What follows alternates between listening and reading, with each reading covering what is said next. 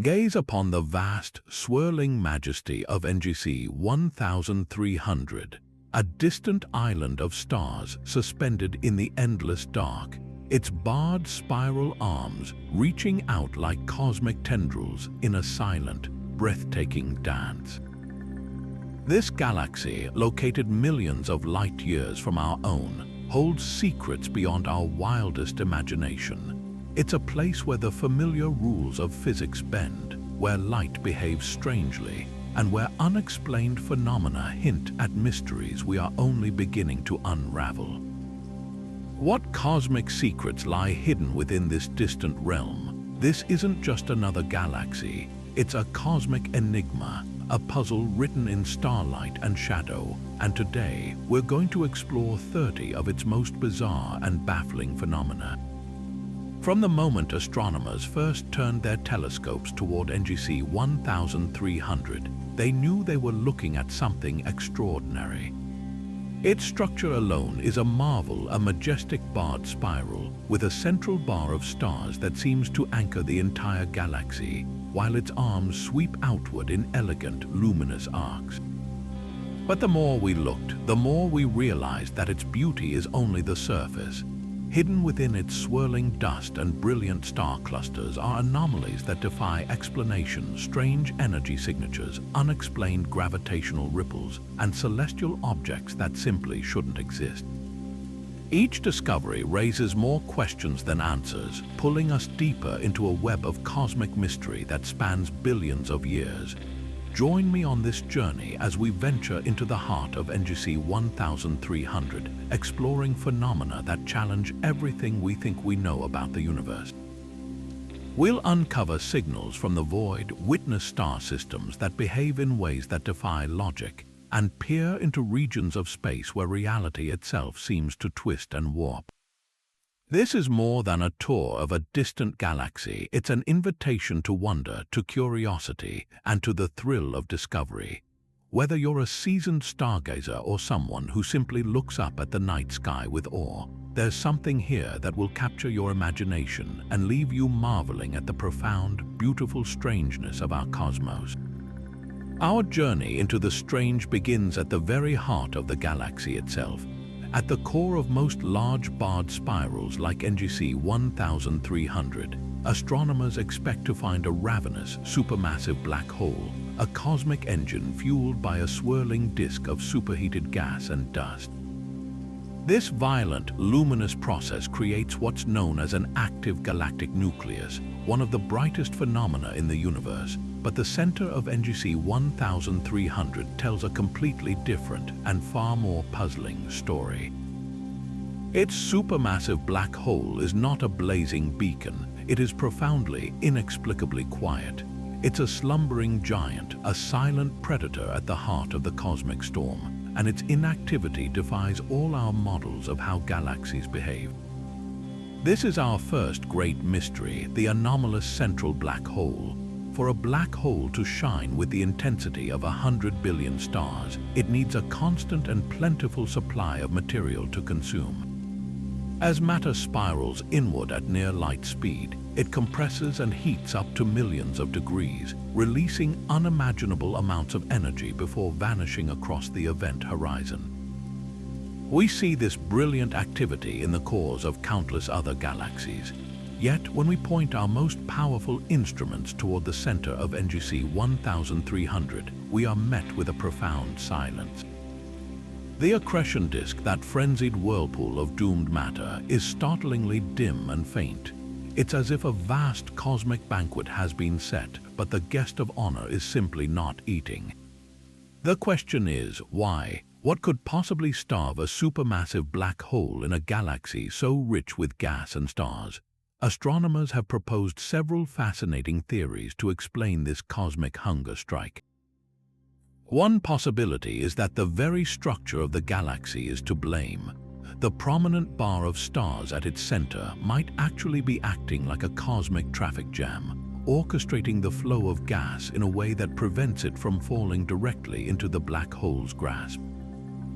Instead of funneling material inward, the dynamics of the bar could be steering it into a stable orbit, forever circling the drain but never quite falling in.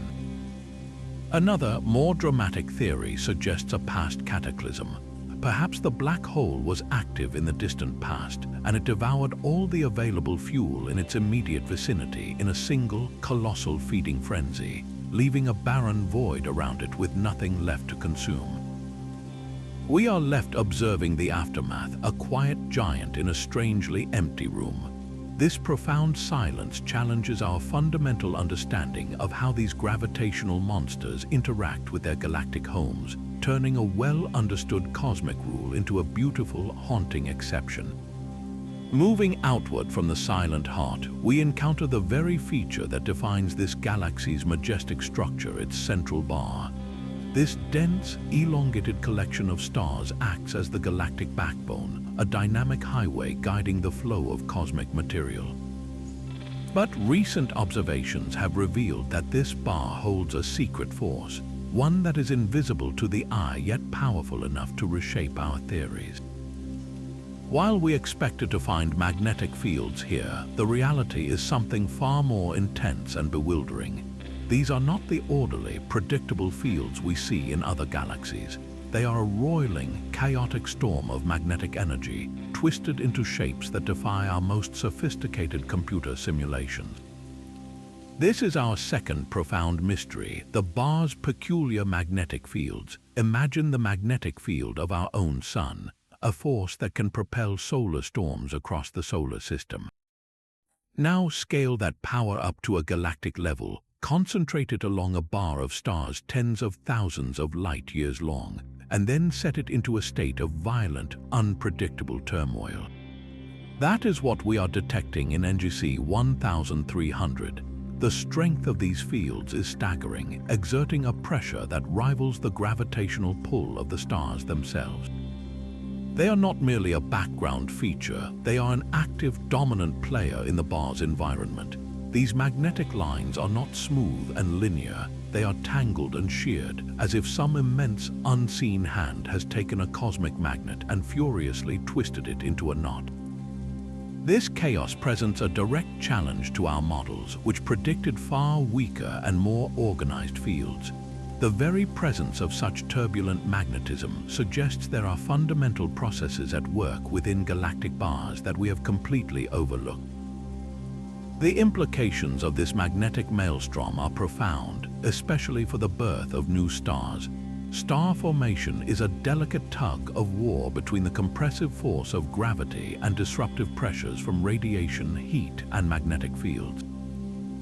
In the bar of NGC 1300, these chaotic magnetic fields appear to be acting as a powerful regulator, but not in a way we fully understand. In some regions, the magnetic pressure might be suppressing star birth by preventing giant clouds of gas from collapsing under their own weight, effectively putting a magnetic lock on potential stellar nurseries. Yet in other areas, the twisted fields could be channeling and compressing gas in unexpected ways, triggering violent, accelerated bursts of star formation that leave behind unusual clusters of young, massive stars.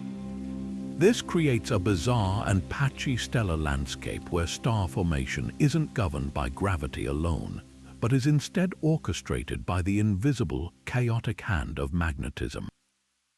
Unraveling the origin of these fields is a puzzle in itself. One leading theory suggests they are generated and amplified by the incredible churning motion of the bar itself.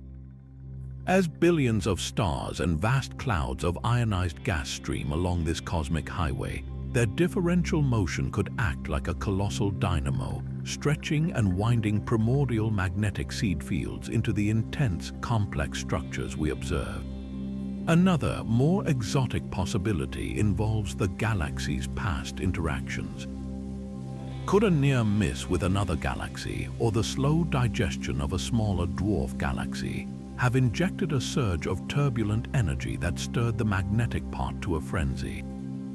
Each observation we make seems to deepen the mystery, revealing that the simple, beautiful bar we see in photographs is in fact a seething cauldron of invisible forces, challenging our very understanding of how galaxies live and evolve. But this magnificent spiral is not the final boundary of this island universe.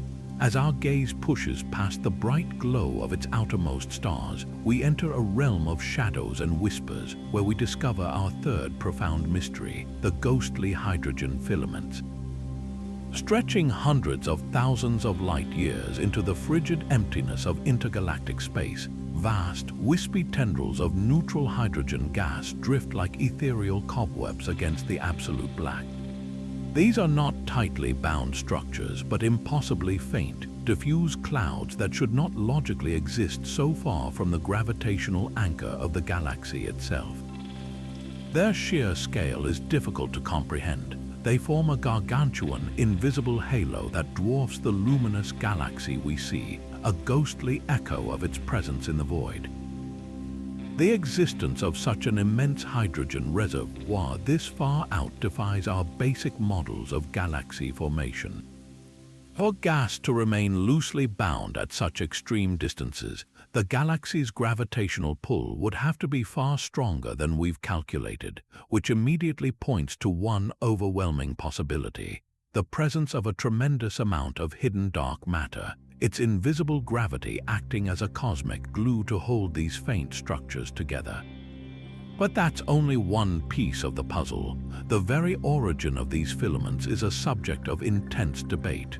One compelling theory suggests they are the ancient, lingering scars of a dramatic encounter. Billions of years ago, a smaller, gas-rich dwarf galaxy may have ventured too close to NGC 1300. Instead of a direct collision, it might have been slowly shredded over eons by tidal forces, its stellar body consumed while its gaseous contents were strewn across the void like cosmic graffiti, leaving behind these faint, looping trails as the only evidence of its demise. Alternatively, these filaments might represent the opposite end of the galactic life cycle, not a remnant of destruction, but the raw material of future creation. They could be pristine rivers of primordial hydrogen, the unused building blocks from when the galaxy first formed that never fully collapsed into the main disk. Or they might be a testament to the galaxy's dynamic output, with powerful stellar winds from countless supernova over billions of years actively pumping processed gas out into the halo, where it slowly cools and accumulates into these vast, tenuous structures. Each scenario paints a different picture of the galaxy's history and its interaction with the space around it. Detecting and mapping these faint signals is a monumental technical challenge, requiring hours of painstaking observation by the world's most powerful radio telescopes to tease their subtle whisper from the cosmic background noise. They are a haunting reminder that what we see with our eyes is only a tiny fraction of a galaxy's true story, with the most compelling narratives often written in the invisible ink of atomic hydrogen. This profound disconnect between what we observe and what our models insist must be there leads us directly to our fourth, and perhaps most fundamental cosmic puzzle in NGC 1300, the missing dark matter halo. Every large galaxy like this one is predicted to be nestled within a vast, massive sphere of dark matter, an invisible gravitational scaffold that is absolutely essential for its very formation and continued stability. This dark matter halo should be the true, dominant source of mass for the entire system, outweighing all the visible stars, gas, and dust combined by a factor of 10 to 1. Yet, when astronomers meticulously map the gravitational forces at play across NGC 1300, they arrive at a startling and unsettling conclusion. The dark matter is not where it's supposed to be. Its halo appears to be significantly less massive than predicted, and its distribution is strangely offset, creating a gravitational signature that is profoundly anomalous. To grasp why this is so baffling, we need to understand the role dark matter plays. Think of it as the hidden foundation of a colossal building. We can't see the foundation itself, but we can observe the magnificent structure it supports. The swirling spiral arms, the central bar, the billions of stars. Now imagine if engineers calculated that a skyscraper needed a foundation 100 feet deep to stand, but upon inspection, they found it was only 20 feet deep, yet the building was perfectly stable. That's the kind of head-scratching contradiction we're facing here. Our standard model of cosmology, the lambda cold dark matter model, has been incredibly successful at explaining the large-scale structure of the entire universe. It makes very specific predictions about how much dark matter a galaxy of a given size and rotation speed should have, and how that dark matter should be concentrated towards the center. NGC 1300 is breaking those rules, existing in a state that, according to our best theories, should be nearly impossible. So where did the dark matter go? Astronomers are pursuing several compelling, and in some cases revolutionary, lines of inquiry. One possibility is that our galaxy formation simulations are incomplete. They often model galaxies forming in isolation, but perhaps NGC 1300 had a much more violent and dynamic youth. A major collision or a series of close encounters with other galaxies in the distant past could have somehow stripped away a significant portion of its original dark matter halo, scattering it into the intergalactic void and leaving behind a galaxy that is anomalously naked in terms of its dark matter content. Another, even more profound idea challenges the nature of dark matter itself. What if dark matter isn't the simple, cold, and non-interacting particle we've long assumed it to be? Some theories propose certain types of warm dark matter or models where dark matter particles can interact with each other through an unknown force. These interactions could prevent the dark matter from clumping in the way our models predict, leading to a smoother, more diffuse, and less massive halo than expected. In this scenario, NGC 1300 isn't an oddity. It might be a crucial clue pointing us toward a deeper, more complex understanding of what makes up the majority of the universe's mass. This single galaxy, with its seemingly missing mass, forces us to confront the possibility that our cosmic rulebook is still missing a few critical pages. Leaving behind the enigmatic questions of dark matter, we turn our attention to the most visually iconic feature of any spiral galaxy, its sweeping arms. In most grand design spirals, these structures exhibit a near-perfect symmetry, curling away from the central bar in a beautifully balanced two-armed dance. But NGC 1300 presents a startling departure from this cosmic norm. One of its primary spiral arms shines with a fierce, brilliant intensity, packed with the blue-white glare of newborn star clusters and glowing pink nebulae. Its counterpart, however, appears comparatively dim, quiescent, and underdeveloped. This is not the harmonious structure we expect. It's a galaxy that appears lopsided, as if caught in a moment of profound imbalance. This glaring asymmetry is our fifth great mystery, a puzzle written in starlight that challenges our understanding of how these majestic structures evolved. This kind of imbalance isn't just a minor cosmetic quirk, it's a significant clue about the galaxy's dynamic history and internal processes. In a stable, isolated spiral galaxy, the gravitational forces and density waves that create the arms should operate with a certain uniformity, leading to a symmetrical appearance. The fact that one arm is blazing with stellar fireworks while the other seems to be in a more subdued state suggests that something has recently disturbed this equilibrium. The most compelling explanation points to a violent event in the galaxy's past. Imagine a small, gas-rich dwarf galaxy venturing too close to this gigantic spiral. Instead of a catastrophic head-on collision, it might have experienced a slower, more glancing gravitational interaction, a cosmic sideswipe.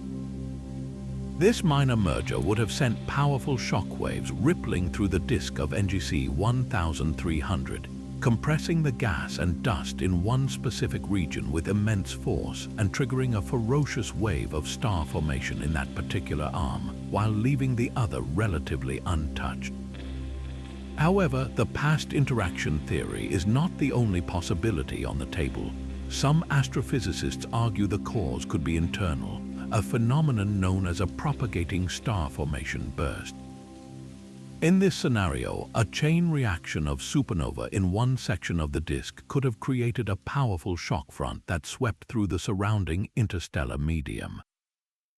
This wall of energy would have compressed cold gas clouds in its path, initiating a self-sustaining wave of starburst that continues to travel along one arm, lighting it up like a fuse burning across the galaxy. The other arm, lacking such a powerful internal trigger, remains in a more passive state. Determining the true cause is incredibly difficult because computer simulations of galaxy evolution struggle to reproduce this specific, prolonged asymmetry.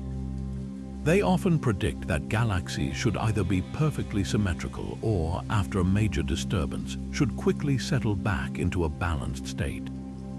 The persistence of this lopsidedness in NGC 1300 suggests our models are missing a key ingredient, perhaps related to the complex interplay of magnetic fields, gas thermodynamics, and feedback from those very stars being born. This stunning visual disparity does more than just pose a theoretical challenge. It offers a rare opportunity to study the life cycle of stars in extreme detail.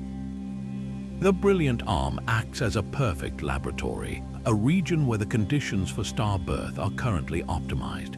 By studying the populations of stars there, comparing the number of massive, short-lived stars to their smaller, longer-lived siblings, astronomers can precisely date the onset of this intense period of formation.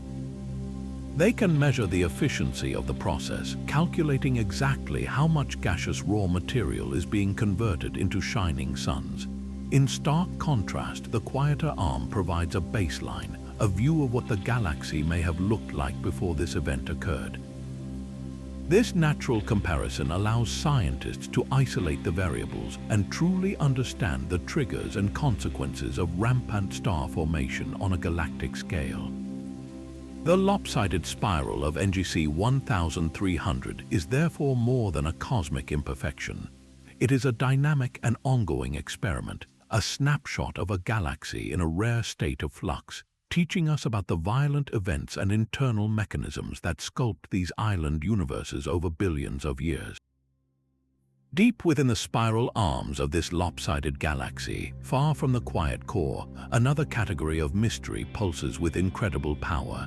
Scattered like brilliant, furious beacons across the disk of NGC 1300, astronomers have pinpointed several extraordinarily bright objects that shine not in visible light but in high-energy X-rays. These are not the faint, predictable flickers of typical stellar systems. They are ultraluminous X-ray sources, or ULXs for short, and their sheer ferocity defies easy explanation. Each one of these compact objects erupts with more X-ray energy than 1 million suns emit across all wavelengths combined. Yet they are not at the galaxy's center where a supermassive black hole would reside. They are out in the galactic suburbs, and their existence points to processes and objects we are only beginning to comprehend. To grasp why these sources are so baffling, we need a concept known as the Eddington limit. In simple terms, this is a fundamental rule of physics for any cosmic object that is actively feeding. It states that there is a maximum brightness an object can achieve based on its mass. As matter falls onto a black hole or a neutron star, it releases immense radiation. This radiation exerts an outward pressure that actually pushes back against the incoming material. If the object gets too bright, this radiation pressure can effectively blow away its own food supply, like a cosmic hurricane shutting off its own rain. For a typical stellar mass black hole, this limit is well understood, but the ULXs in NGC 1300 are screaming past this limit by factors of hundreds, sometimes even thousands. They are breaking a fundamental law of astrophysics, and that means one of two things. Either our measurements of their power are wrong, or these are not typical stellar mass objects at all. This conundrum has led to two primary and equally thrilling theories about their true nature. The first proposes the existence of a long-sought but never conclusively proven class of object, the intermediate mass black hole. Imagine a black hole that is the cosmic middle child, not the stellar mass remnants of a single dead star, and not the supermassive giants that rule galactic centers. This would be a black hole with a mass thousands of times that of our Sun, potentially the ancient seed from which supermassive black holes grew. Such an object would have a much higher Eddington limit, allowing it to consume matter at a ferocious rate and shine with the incredible X-ray luminosity we observe without violating the laws of physics. Finding one of these would be a monumental discovery, filling a crucial gap in our understanding of black hole evolution. The second theory is perhaps even more exotic. It suggests that these ULXs might indeed be stellar mass black holes or neutron stars, but they are not feeding in a normal way. Instead of a steady, orderly flow of matter from a companion star, they might be gorging themselves in an unstable, messy feast that allows them to temporarily surpass their Eddington limit. Picture a massive star in a binary system, swelling at the end of its life and dumping a catastrophic flood of material onto its dense companion. In this scenario, the inflow of gas is so dense and rapid that the radiation literally cannot fight its way out to blow the wind away. The energy is trapped, creating a funneled, supercritical flow that allows for these brief, ultraluminous outbursts.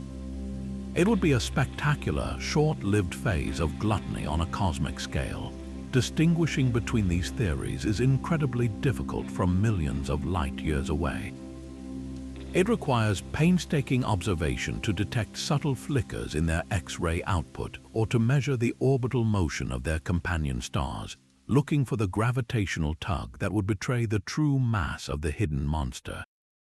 Each ULX could potentially be a different phenomenon. Some might be the elusive intermediate mass black holes, while others are stellar mass objects in a rare feeding frenzy.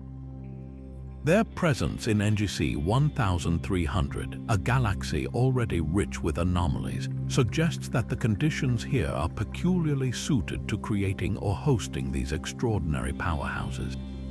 They are extreme physical laboratories, testing the limits of our theories under the most intense conditions imaginable, and their brilliant, high-energy light serves as a constant reminder of how much we have yet to learn about the violent lives of compact objects. Surrounding the galaxy's enigmatic, quiet heart lies a region of frenzied creation and bewildering inconsistency, a brilliant ring of fire where stars are born in furious, violent bursts. This is the circumnuclear starburst ring, a cosmic carousel of gas and dust orbiting the central black hole, and it should be a place of relative predictability. In most barred spiral galaxies, the immense gravitational forces from the central bar funnel gas inward in a steady, rhythmic flow, feeding these rings and producing a constant, manageable pace of star formation. But in NGC 1300, this ring dances to a completely different, erratic beat. Its rhythm is not a steady pulse, but a series of frantic, irregular crescendos, intense, booming bursts of stellar birth separated by long, inexplicable periods of silence. This irregular rhythm is our seventh profound mystery, and it points to a trigger mechanism far more complex than anything we currently understand. To appreciate how strange this is, imagine a forest that doesn't grow steadily with the seasons, but instead erupts with an entire mature canopy of trees in a matter of weeks, only to fall completely silent for centuries before exploding again without warning. That is the kind of chaotic behavior we are witnessing on a galactic scale. One moment, the ring is ablaze with the formation of massive star clusters, each one containing thousands of brilliant new suns whose fierce ultraviolet radiation sets the surrounding gas clouds aglow. The next, it appears to shut down entirely, becoming a quiet reservoir of cold, dark gas that seems strangely reluctant to collapse and form new stars. This stop-start pattern defies the standard model, which suggests that the bar's gravitational influence should act like a reliable metronome, keeping a steady inflow of gas and a consistent rate of star birth. Unraveling the cause of this irregular rhythm forces us to look beyond simple gravity and consider a symphony of competing forces. The central bar's gravitational pull is undoubtedly the primary conductor, orchestrating the flow of gas into the ring. However, something powerful must be intermittently disrupting this flow or drastically altering the conditions within the ring itself. One compelling theory points back to the galaxy's chaotic magnetic fields. Perhaps these invisible lines of force, twisted into knots by the bar's rotation, occasionally snap and reorganize in an event called magnetic reconnection. This sudden release of energy could violently compress vast clouds of gas all at once, triggering a coordinated collapse and a starburst event. Once the burst is over, the magnetic fields might need time to build up tension again, creating the long pauses we observe. Another fascinating possibility involves feedback from the stars themselves. The very stars born in these bursts could be the architects of their own hiatus. When a large number of massive stars are born together, they live fast and die young, exploding as supernova within a few million years. These simultaneous explosions could generate a powerful collective shockwave that sweeps through the ring, heating the remaining gas and pushing it away, effectively shutting down star formation by removing the cold, dense material required for new stars to form. The ring would then remain quiet until gravity has enough time to slowly pull this scattered, heated gas back together, cooling it down for the next inevitable burst. This creates a self-regulating but highly irregular cycle of boom and bust. The most dramatic theory, however, involves the silent supermassive black hole at the center of it all. Even in its quiescent state, it may not be completely inactive.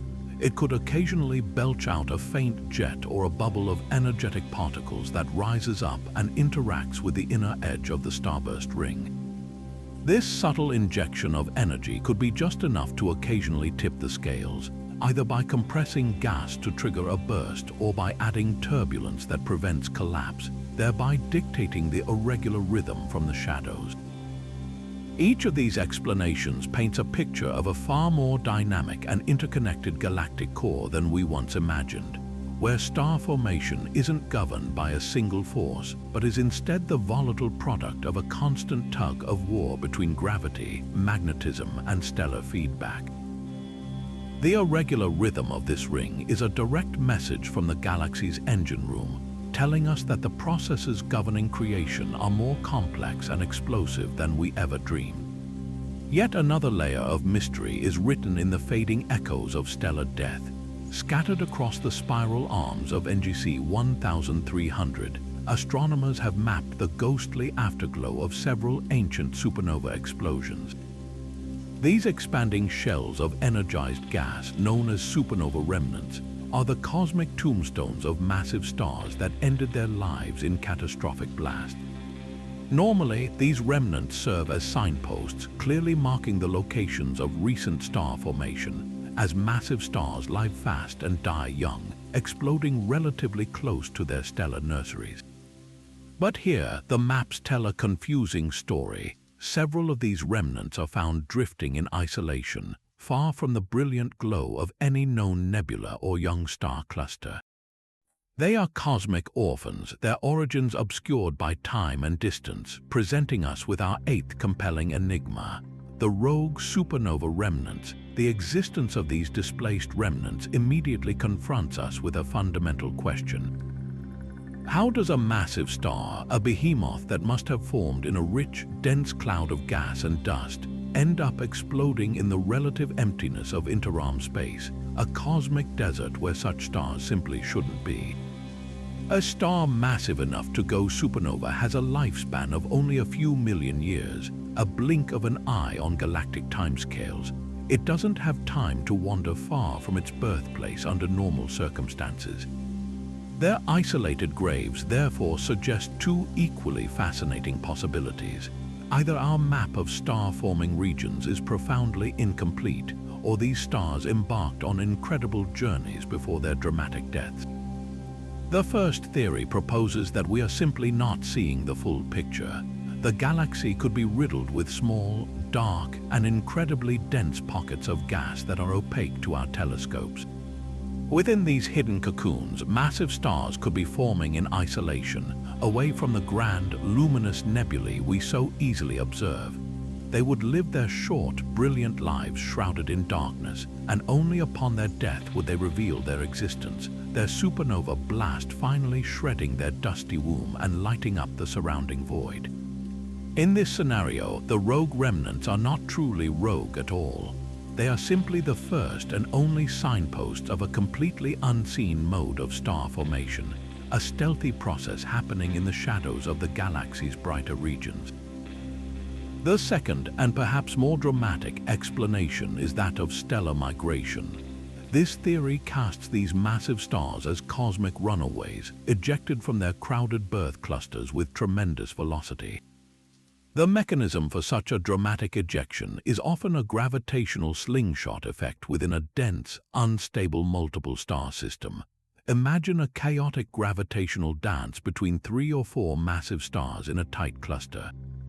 A close encounter can easily fling one of them outward like a stone from a sling, sending it racing across the galaxy at speeds of tens or even hundreds of kilometers per second.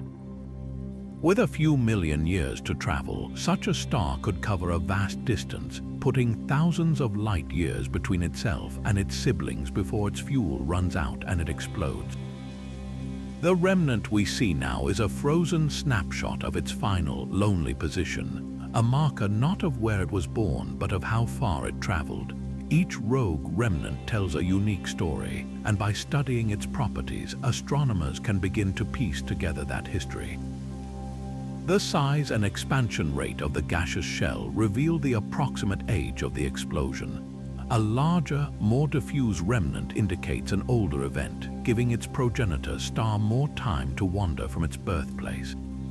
By carefully tracing the remnant's motion back through time against the overall rotation of the galaxy, scientists can attempt to find its point of origin, perhaps leading back to a known star-forming complex or revealing a previously unknown one. The chemical composition of the remnant itself is another crucial clue. The ejected material is the fused inner core of the dead star, a specific mix of heavy elements like oxygen, silicon, and iron. This chemical fingerprint can tell us about the original mass of the star, which in turn gives us a hint about the kind of environment needed to create it, whether it was a true solitary giant or a product of a rich cluster. These lonely ghosts are more than just celestial curiosities. They are vital probes of the galaxy's hidden dynamics. Their distribution and number give us a measure of the efficiency of the runaway star process, telling us how frequently massive stars are ejected from their nurseries to die alone. This, in turn, influences our understanding of how star clusters evolve and disperse their members. Furthermore, these wandering bombs have a significant impact on their surroundings. A supernova explosion in the empty space between spiral arms can heat the diffuse gas there, making it harder for future stars to form in that region. It can also enrich these barren territories with heavy elements, seeding the interstellar medium far from the traditional factories of star formation. The rogue remnants of NGC 1300 are a testament to the violent, dynamic, and unpredictable lives of stars, reminding us that even in death, they continue to shape the galaxy in unexpected ways. Soaring high above the starry disk of NGC 1300, arching through the cold darkness of its halo, we find structures that defy even the most imaginative classifications. These are not clouds of gas or clusters of stars. They are immense, faint loops of energy, visible only to radio telescopes tuned to hear the whispers of the universe. They curve through space for thousands of light years like the ghostly ribs of a cosmic leviathan, emitting a faint but unmistakable synchrotron hum. This type of radiation is a telltale signature, the sound of electrons spiraling at nearly the speed of light along powerful magnetic field lines.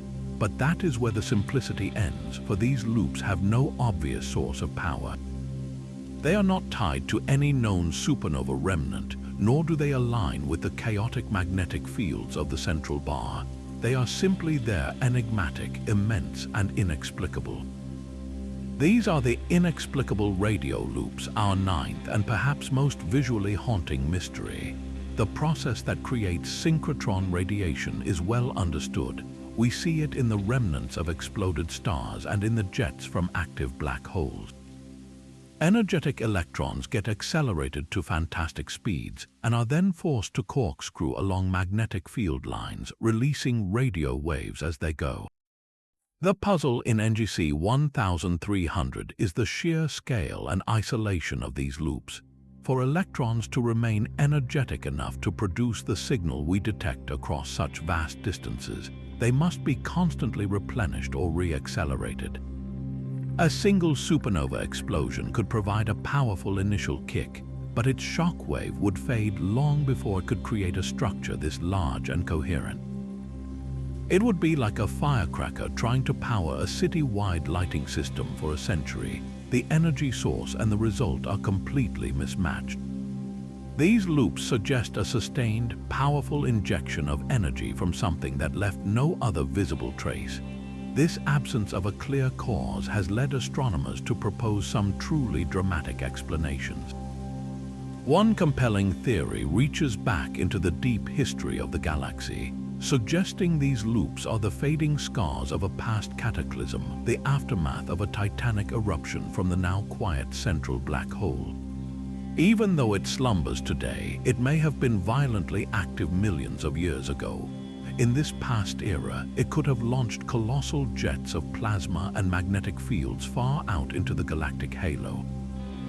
Those jets have long since shut off and faded from view in optical light, but the vast bubbles of magnetized plasma they inflated might still remain, lingering like hot air balloons drifting long after the burner has been turned off. Within these ancient cavities, electrons could still be tracing out the original magnetic structure, creating the faint radio loops we see now as a fossil record of the galaxy's furious youth. Another, even more speculative idea involves the mysterious dark matter halo. Could the decay or annihilation of dark matter particles within the galaxy's halo be producing a faint but continuous drizzle of high-energy electrons? If these particles were to interact, they might release energy that gets channeled along faint, large-scale magnetic fields we cannot directly detect, illuminating these specific loop-like structures.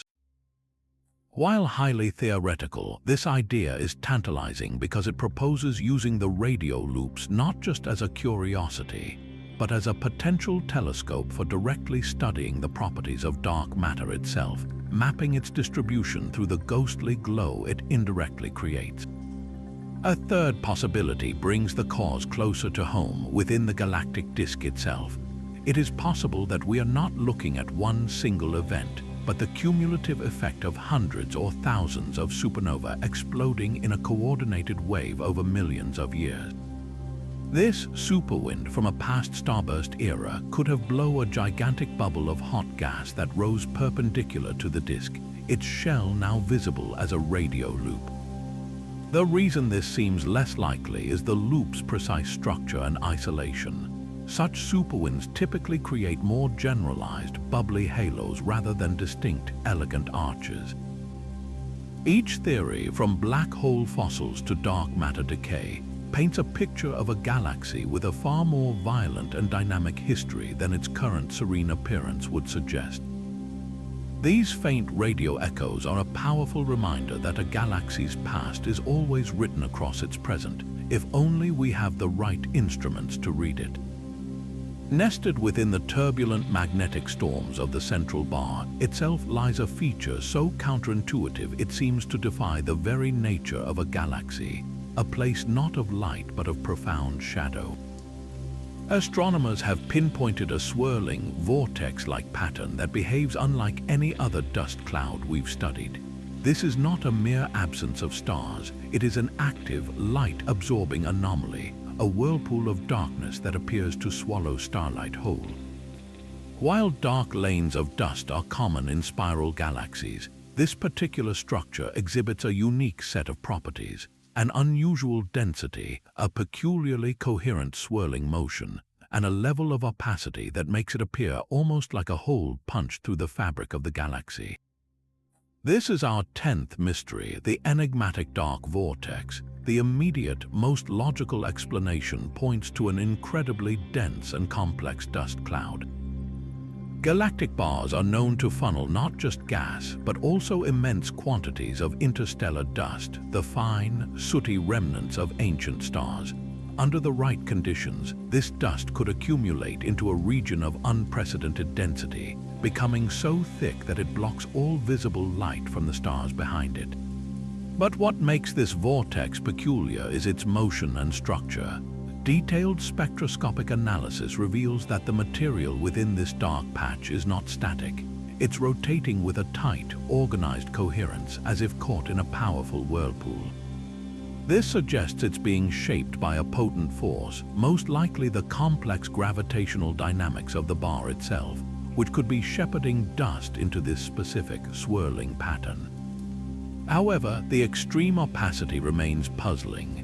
For the cloud to be this dark, it would require a concentration of dust grains far higher than our models predict can be sustained without collapsing to form new stars, adding another layer of contradiction to its existence. This inconsistency has given rise to a far more exotic and mind-bending possibility, that we are not looking at a dust cloud at all, but an area of extreme space-time curvature, a natural gravitational lens of unbelievable power. According to Einstein's theory of general relativity, immense mass can warp the fabric of space itself, bending the path of light that passes near it. We use this effect, called gravitational lensing, regularly to study distant galaxies. But what if an incredibly dense, compact object, or a concentrated knot of dark matter, lurks within the bar exactly along our line of sight? Its gravitational field could be acting as a lens, but not in the typical way that magnifies background light. Instead, it might be creating what's known as a strong lensing event with such a small Einstein ring that it completely distorts our view. It could be bending light from stars directly behind it away from our telescopes, effectively creating a dark, swirling mirage, a shadow that mimics the motion of the surrounding material. In this scenario, the vortex is an illusion, a fingerprint of invisible mass warping our perception. Distinguishing between the two theories, a simple but impossibly dense dust cloud versus a profound gravitational anomaly, is a monumental challenge. Astronomers are employing a multi-wavelength approach to find the answer. By observing the region in infrared light, which can penetrate dust clouds that block visible light, they hope to see if any stellar light can be detected within the vortex. If the infrared view reveals stars shining within the darkness, it would strongly support the dense dust cloud theory. Conversely, if the vortex remains completely dark even in infrared, it would greatly strengthen the case for an extreme lensing event caused by a massive, invisible object. Further clues come from measuring the precise motion of stars around the vortex's edge.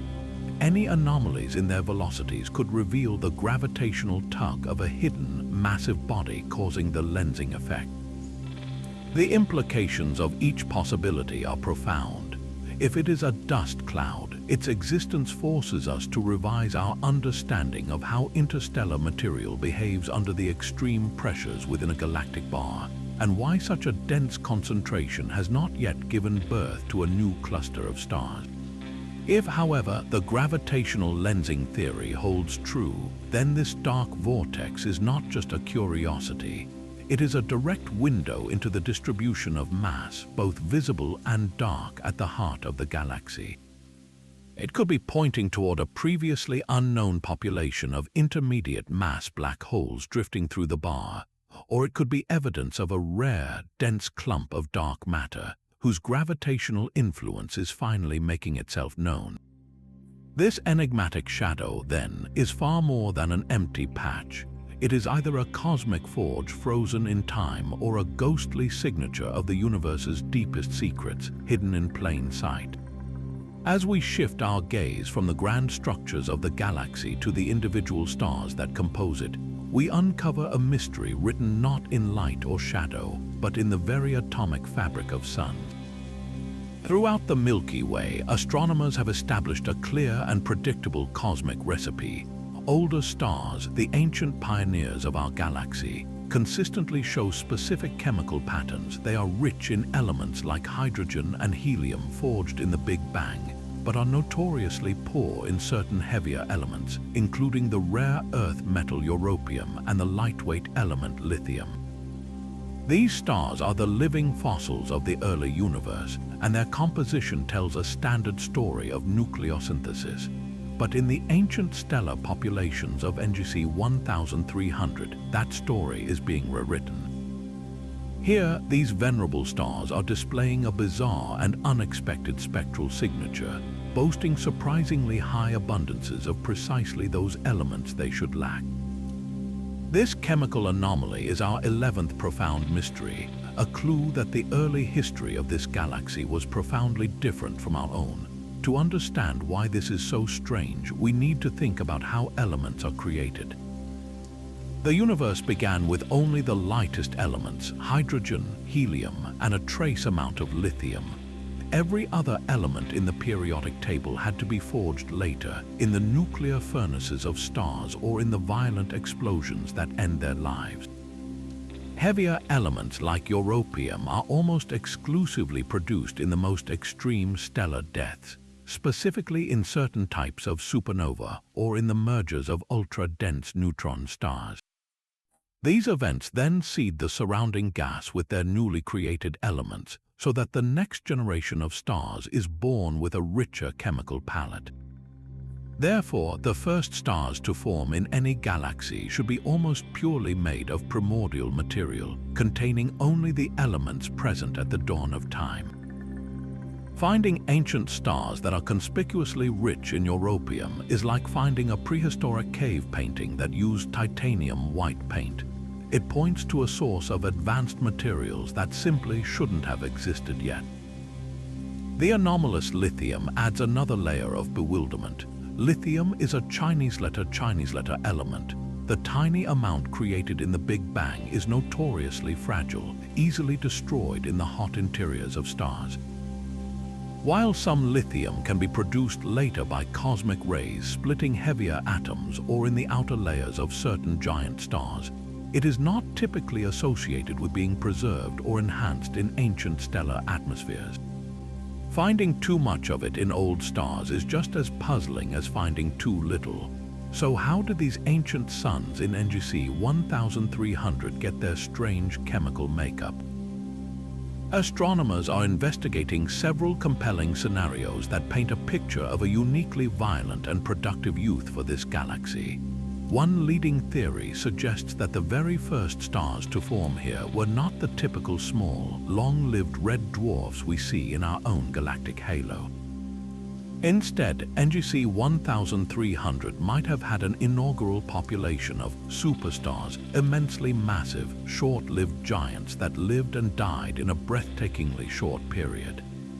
These behemoths would have burned through their fuel in only a few million years before exploding as hypernova, a class of supernova far more energetic and prolific than any we see today. The unique physics of these titanic explosions could have produced and ejected enormous amounts of rare elements like europium, polluting the surrounding galactic gas almost instantly.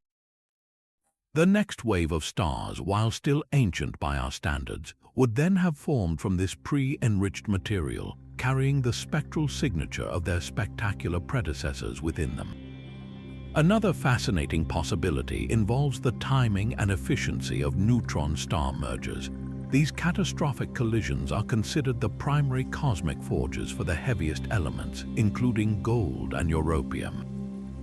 Perhaps in the early days of NGC 1300, the conditions were perfectly suited for the rapid formation and merger of binary neutron stars. If these mergers happened incredibly quickly after the first stars formed, they could have peppered the nascent galaxy with rare elements much earlier than models predict, again providing enriched material for the second generation of stars we now observe. The galaxy's environment, such as a higher density of matter or unique gravitational dynamics from its iconic bar structure in its formative years, could have accelerated this process dramatically. The lithium mystery might have a separate but equally dramatic explanation. It could be a signature of the galaxy's accretion history. If NGC 1300 cannibalized several small, primordial dwarf galaxies very early on, the gentle infusion of gas from these satellites might have deposited fresh lithium onto the surfaces of existing stars, a process known as accretion. Alternatively, the magnetic fields within the galaxy, which we already know are peculiarly strong and turbulent, could have influenced the way cosmic rays showered the early galactic disk, altering the rate at which lithium was produced and preserved.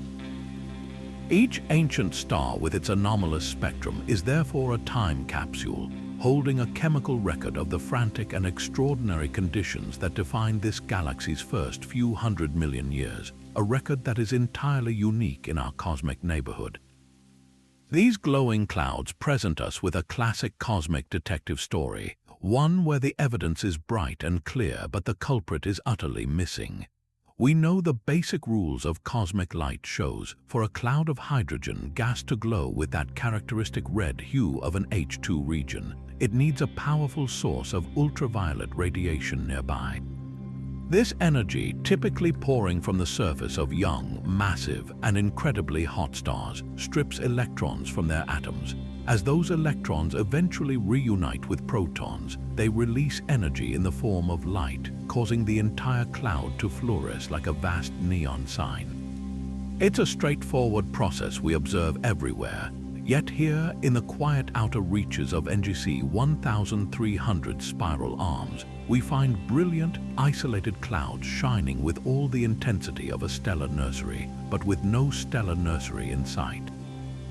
The required hot, blue O-type stars are simply not there. It's as if we walked into a room filled with light but found no lamps, no bulbs, and no switches, just an unexplained, pervasive glow. This absence of a clear power source forces us to consider explanations that step beyond the conventional. One compelling theory points the finger at the ghosts of dead stars. A neutron star, the ultra-dense, rapidly spinning corpse of a supernova, could be the hidden engine. Specifically, a type of neutron star known as a rotation-powered pulsar might be buried deep within the glowing gas. As it spins, it acts like a cosmic lighthouse, firing off a powerful beam of radiation that sweeps across space. If that beam were to regularly sweep through the surrounding gas cloud, it could provide the periodic jolts of energy needed to keep it perpetually ionized. The challenge is that we haven't detected the telltale rhythmic pulse from these regions, which might mean the neutron star's beam isn't currently pointed in our direction, or that the star has since entered a quiescent phase, leaving behind a glowing cloud that will slowly fade over millennia, a fading echo of its former activity. An even more exotic possibility involves the incredibly violent merger of two white dwarfs. This catastrophic event can create a fleeting but phenomenally bright source of ultraviolet radiation known as a kilonova, or a special type of supernova. The flash from such an explosion would be brief on cosmic timescales, but intensely powerful. It could have flooded a nearby gas cloud with enough UV radiation to ionize it completely. The brilliant source would have vanished almost as quickly as it appeared, but the cloud itself, now energized, would take a very long time to settle back down to a neutral state. What we would be seeing is the long, slow afterglow of a single, monumental flash that occurred perhaps tens of thousands of years ago, a cosmic firework whose brilliant burst we missed, leaving only its lingering illuminations for us to find. There is also a chance we are witnessing a completely novel astrophysical process. Perhaps the clouds are being illuminated by radiation from a previously unknown class of dim, yet extremely hot stellar object. Or maybe the gas itself is being heated not by photons, but by another mechanism entirely, such as collisions with a stream of high-energy particles from an unseen source. Each of these orphan clouds is a unique laboratory, and astronomers are studying them with intense focus. By analyzing the specific wavelengths of light they emit and mapping their detailed structure, they hope to find clues to their origin. The answer will not only solve this particular mystery, but could also reveal new ways that energy can be transferred across the vast and seemingly empty spaces within a galaxy, showing us that the cosmos still holds surprises in the most fundamental of processes. Beyond the brilliant nebulae and the fading echoes of supernova, we find a final, subtle mystery etched into the very architecture of the galaxy's stellar graveyard. When a star like our Sun reaches the end of its life, it does not go out with a cataclysmic bang, but with a breathtakingly beautiful whisper. It gently puffs its outer layers into space, creating a luminous, often spherical shell of glowing gas known as a planetary nebula. These cosmic butterflies are the final, fleeting signature of a star's long life, and they typically expand in all directions with no preferred orientation. Yet, in the halo of NGC 1300, astronomers have mapped a population of these objects that defies this expectation. They are not randomly scattered like dandelion seeds in the wind. Instead, their delicate structures show a curious, unexpected alignment. Their elongated lobes and symmetrical axes appear to be oriented along a shared plane, as if some unseen force carefully arranged them in the void. This coordinated display is our 13th profound mystery, a subtle clue that the forces shaping stellar death here are anything but random. This discovery is particularly baffling because the stars that create planetary nebulae are not massive powerhouses. They are low to intermediate mass stars that end their lives in a relatively gentle process. Their slow, steady stellar winds should expand equally in all directions, creating nebulae that are essentially round. For these nebulae to become elongated or bipolar requires an additional shaping force, something to squeeze the outflow into a preferred direction, much like placing a thumb over a garden hose to create a jet. The prevailing theory for this shaping involves the influence of a binary companion star, whose gravitational pull can focus the ejected material into two opposing lobes. But while this explains the shape of individual nebulae, it does not explain why dozens of them, spread across thousands of light years, would all choose to align their axes in the same general direction. The binary companion theory would predict random orientations, as each stellar system has its own unique orbital plane. The coordinated alignment we see suggests a single, galaxy-wide influence is overriding these individual systems, imposing a common direction upon them all. The prime suspect in this cosmic conspiracy is the galaxy's magnetic field. Imagine the magnetic field lines of NGC 1300 not as weak, invisible threads, but as a vast, rigid structure permeating the entire galactic space. Now picture the progenitor stars of these planetary nebulae as they begin their final transformation. In their late stages of life, these stars lose mass through a slow, dense wind. As this ejected material flows outward, it could be guided or even channeled by these powerful magnetic field lines. The ionized particles in the wind would naturally follow the path of least resistance, aligning their expansion parallel to the magnetic field, much like iron filings lining up around a bar magnet. This would impart a common orientation to the nebulae, regardless of the individual spin axes of their central stars. The alignment of these beautiful ghosts would therefore be a direct map of the large-scale magnetic field in the galaxy's halo, a fossilized record of invisible forces written in the glow of dying stars. An alternative, or perhaps complementary, theory looks not to the end of these stars' lives, but to their very beginning. The aligned planetary nebulae are all incredibly old, their central stars belonging to one of the earliest generations of stars to form in the galaxy. It is possible that these ancient stars were born from a protoplanetary disk that was itself aligned by the powerful magnetic fields present during the galaxy's violent formative years.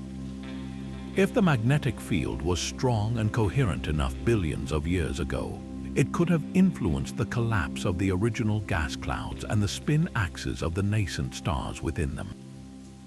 A star that forms with its rotation axis aligned to the galactic magnetic field would, at the end of its life, naturally eject its material along that same preferred axis.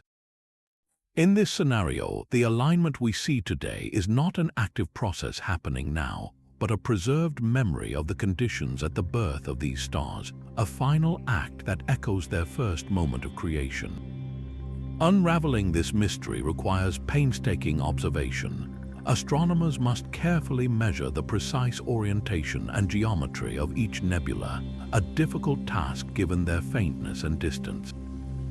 They then compare this map to other known properties of the galaxy, especially detailed measurements of its magnetic field structure taken from radio telescope data. If the alignment of the nebulae strongly correlates with the direction of the magnetic field, it would be powerful evidence for the magnetic guidance theory. This phenomenon offers a unique and elegant tool for probing the strength and structure of magnetic fields on a galactic scale, using the graceful final breaths of stars as our cosmic compass needles. These aligned nebulae are more than just beautiful relics. They are a subtle, whispering dialogue between the lives of stars and the invisible architecture of their galaxy, a conversation that began billions of years ago and is only now reaching our telescopes. This abrupt and clearly defined boundary presents a stark contrast to what we typically observe in other spiral galaxies. In most cases, the transition from active star formation to a passive outer disk is a gradual process. The density of gas slowly decreases with distance from the galactic center, and the rate of star birth tapers off accordingly, creating a wide, fuzzy frontier. But here, the edge is sharp, almost as if someone took a cosmic knife and cleanly sliced away the galaxy's potential for future growth. This isn't a gentle fading, it's a hard stop, a cliff edge in the stellar landscape where the vibrant activity of the inner disk simply ceases to exist. This sudden halt is our 14th mystery, and it points to a dramatic event or a fundamental lack that has left the outer reaches of this galaxy in a state of permanent stasis. The most immediate question is, where is the gas? Star formation requires cold, dense molecular clouds of hydrogen gas to act as the raw material. For stars to stop forming so abruptly, this fuel must either be missing entirely or be present in a state that prevents it from collapsing. One leading theory suggests that NGC 1300 is suffering from a severe case of cosmic isolation. Galaxies are not closed systems. They continuously accrete fresh, pristine hydrogen gas from the vast filaments of the cosmic web that stretches between them. This slow and steady rain of new material can replenish the outer disks of galaxies, providing the fuel for future star birth. If NGC 1300 resides in a particularly empty neighborhood of the universe, this external supply line may have been cut off billions of years ago. The galaxy would then be left to slowly consume its existing internal gas reserves, which are funneled inward by the bar to feed star formation in the inner regions. The outer disk, being the furthest from the center, would be the first to run dry, its gas reservoir exhausted with no way to refill it, leaving a sharp and permanent boundary. A second and far more violent explanation involves a past encounter with an intergalactic predator. Billions of years ago, NGC 1300 may have had a close pass with a neighboring galaxy, or more likely, plowed directly through a dense cluster of galaxies. The immense gravitational tides and the pressure from moving through the hot plasma that fills galaxy clusters can have a dramatic effect. This process, known as ram pressure stripping, acts like a mighty cosmic wind, capable of violently blowing the loose gas right out of a galaxy's outer disk. The inner regions, where the gravitational grip of the galaxy is strongest, might hold onto their gas, but the tenuous outer material is effortlessly swept away into the void. This event would have been a galactic trauma, effectively robbing the outer reaches of their future and leaving behind a clear and abrupt edge as a permanent scar of this ancient interaction. There is also a more subtle internal mechanism that could be at play, related to the galaxy's own stability. For a cloud of gas to collapse and form stars, it needs to be cool and dense enough for gravity to overcome internal pressures.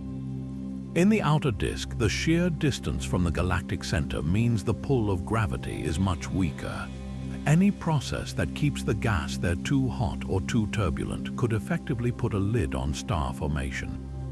This could be driven by the faint but pervasive ultraviolet background radiation that fills the universe, which can heat the outer gas just enough to prevent it from cooling and condensing. Alternatively, the galaxy's own stellar population might be the culprit. If the inner disk experienced a powerful burst of star formation in the past, the combined effect of stellar winds and supernova explosions from thousands of massive stars could have sent shockwaves racing outward, heating and stirring up the gas in the outer disk to such a degree that it has been unable to settle down and form new stars ever since. This would create a sharp transition zone, an internal feedback loop that actively suppresses creation beyond a certain point. Determining the true cause requires looking for faint clues in the galaxy's faintest regions. Astronomers search for any lingering trace of atomic hydrogen gas in the outer disk using powerful radio telescopes. The complete absence of gas would strongly support the ram pressure stripping or isolation theories, while the presence of warm, ionized gas would point towards the internal heating mechanism. The answer holds profound implications for our understanding of galactic life cycles. Is this sharp edge a common fate for barred spiral galaxies, a natural consequence of their internal dynamics that funnels material inward? Or is it the signature of a uniquely violent history, a story of robbery and isolation written in the empty space at its edge? This silent frontier is more than just a boundary. It is the end of the galaxy's story of creation, a line drawn in the cosmos that tells us the fuel for new suns has finally run out. And just when we believe we've mapped the galaxy's primary light sources, our infrared telescopes reveal a hidden population of cosmic phantoms, scattered across the spiral arms and even into the sparse halo of NGC 1300, are objects that simply do not appear on any optical map. These are not faint stars or dim nebulae, they are completely dark to our eyes, yet when we observe the universe in the warmth of infrared light, they blaze into view as brilliant, pinpoint sources of energy. They glow with the heat of objects too cold to shine like stars, yet they are compact and isolated, defying easy classification. These are the unidentified infrared emitters, our 15th profound mystery, and they represent a hidden census of celestial objects that could rewrite our understanding of the galaxy's population. The nature of these emitters is a classic puzzle of temperature and composition. To shine so brightly in the infrared but remain completely invisible in visible light, an object must be relatively cold, yet also possess a significant amount of surface area or mass.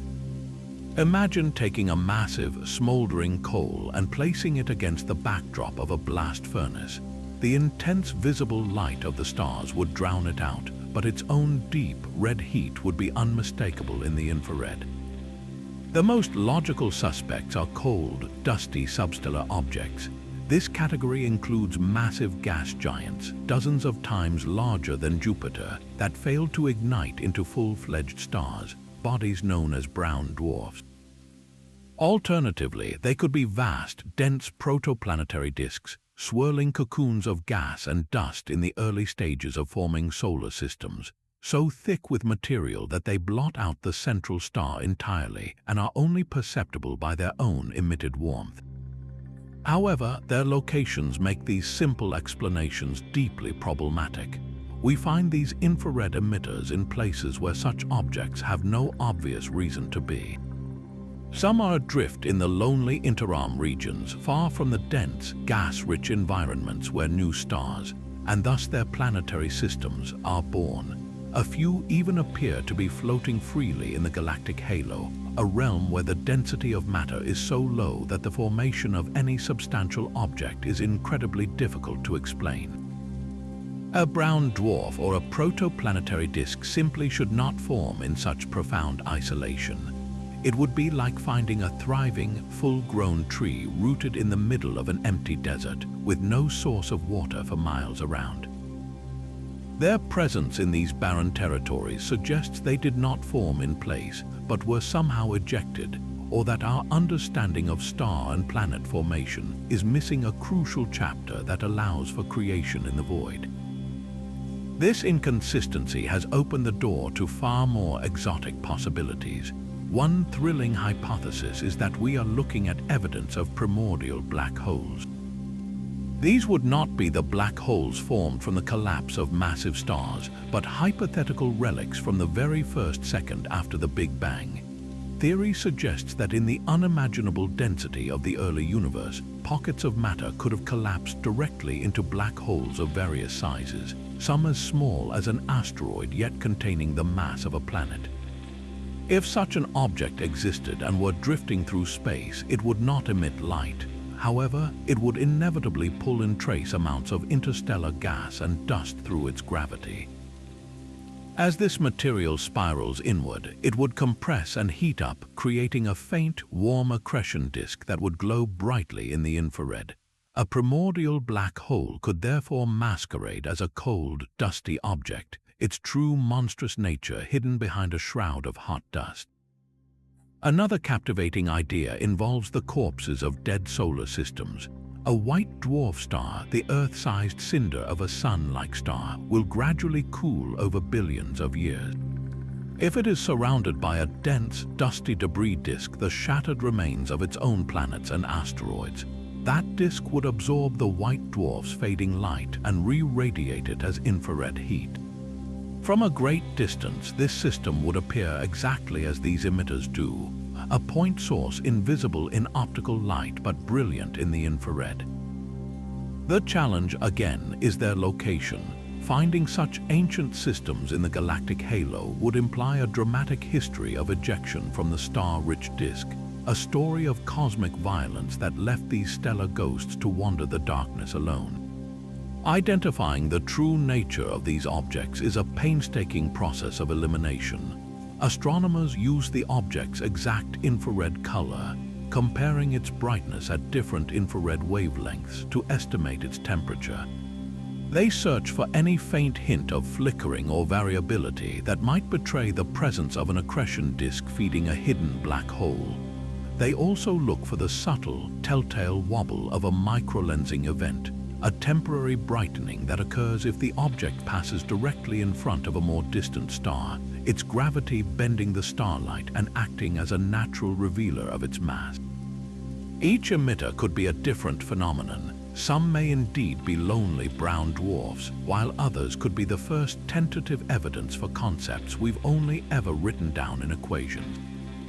These brilliant infrared points are more than just curiosities. They are a shadow census, a reminder that for every star we see shining, there may be countless cold, dark, and massive objects drifting unseen between them, their presence only given away by their faint and distant warmth. Leaving behind the silent frontier and the hidden infrared emitters, we now tune our instruments to a frequency beyond light, listening for the most subtle vibrations in the cosmos itself. Einstein's theory of general relativity predicted that cataclysmic events like the collision of black holes would send ripples through the very fabric of space-time. These gravitational waves are like the deep, resonant notes of a cosmic bell, and we've become remarkably adept at hearing their loudest, most dramatic crashes. But what if the universe is also filled with a constant, collective murmur? A new and extraordinary chapter in our investigation of NGC 1300 involves the tantalizing, unconfirmed detection of just such a sound, a faint, persistent background hum of gravitational waves that seems to emanate from this distant island universe. This isn't the sound of a single crash, but the collective whisper of countless events, and its peculiar characteristics are unlike anything we've ever heard before. The concept of a gravitational wave background is not new. Astronomers have long predicted that the universe should be filled with a stochastic, or random, hum generated by the combined signals from all the merging supermassive black holes and neutron star pairs throughout cosmic history. It should sound like the static hiss of a detuned radio, a cacophony of countless indistinct events from all directions. The signal potentially linked to NGC 1300, however, defies this expectation. While incredibly faint, it doesn't appear to be completely random. Preliminary analysis suggests an odd coherence to the signal, and more startlingly, it seems to be strangely directional. It's as if we're hearing the collective murmur not of the entire universe, but of a single, immense choir, and all the singers are located within this one galaxy. This coherence is what makes the signal so baffling and so compelling, pointing toward a source or a mechanism that is both incredibly powerful and deeply mysterious. To understand why this is so unusual, imagine standing in the middle of a vast, crowded stadium. The expected stochastic background would be the roar of the entire crowd, a single, blended wall of sound coming from everywhere at once. The signal from NGC 1300, however, would be like clearly hearing one specific section of the crowd chanting in perfect, synchronized unison. This level of organization is not something we expect from the random, chaotic mergers of black holes, which should happen at random times and random orientations. For the signal to be coherent and directional, the events generating these waves would need to be synchronized in some profound way. This suggests they are not independent accidents of cosmic fate, but are instead connected, perhaps orchestrated by a single, overarching influence within the galaxy itself. This revelation opens the door to some truly mind-bending possibilities. One theory suggests that the unique environment within NGC 1300's central bar is the ultimate conductor of this cosmic symphony. The powerful gravitational forces and immense density of stars in the bar could be forcing binary black holes into aligned orbits. If countless pairs of stellar mass black holes are all swirling around in orbits that are roughly aligned with the bar's own rotation, their mergers would not be random. They would happen in a preferred plane and could generate gravitational waves that add together coherently, creating a stronger, more directional signal than a random assortment ever could. The galaxy's structure itself would be playing the black holes like a vast gravitational instrument.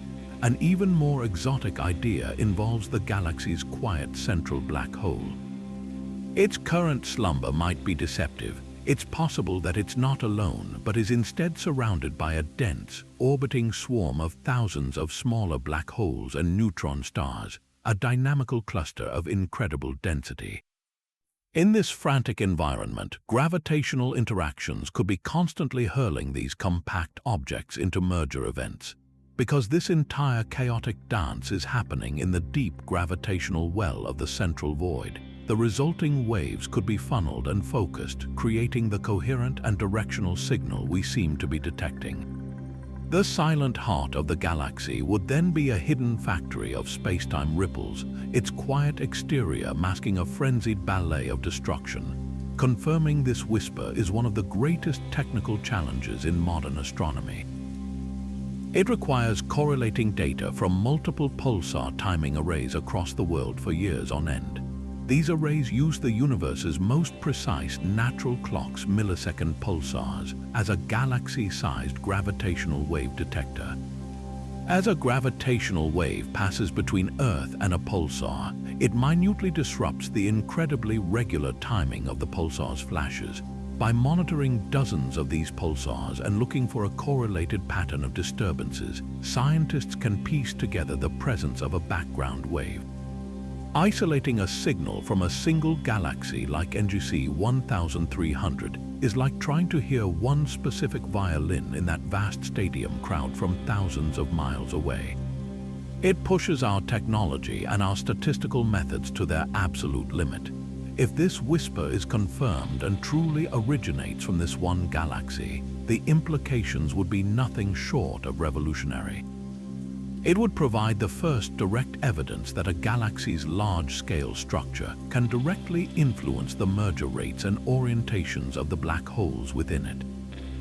It would offer a completely new way to probe the population of dark, compact objects hidden within a galaxy, allowing us to take a census of its stellar mass black holes not by their light, but by their collective ripples in space-time. This faint, coherent hum would be a completely new messenger from the distant universe, telling a story of synchronized cosmic violence on a scale we are only beginning to imagine. Yet another layer of violent beauty reveals itself not in the grand structures of the galaxy, but in the furious death throes of a single star system. Within one of the spiral arms of NGC 1300, astronomers have pinpointed a microquasar, a stellar mass black hole locked in a tight, lethal dance with a companion star.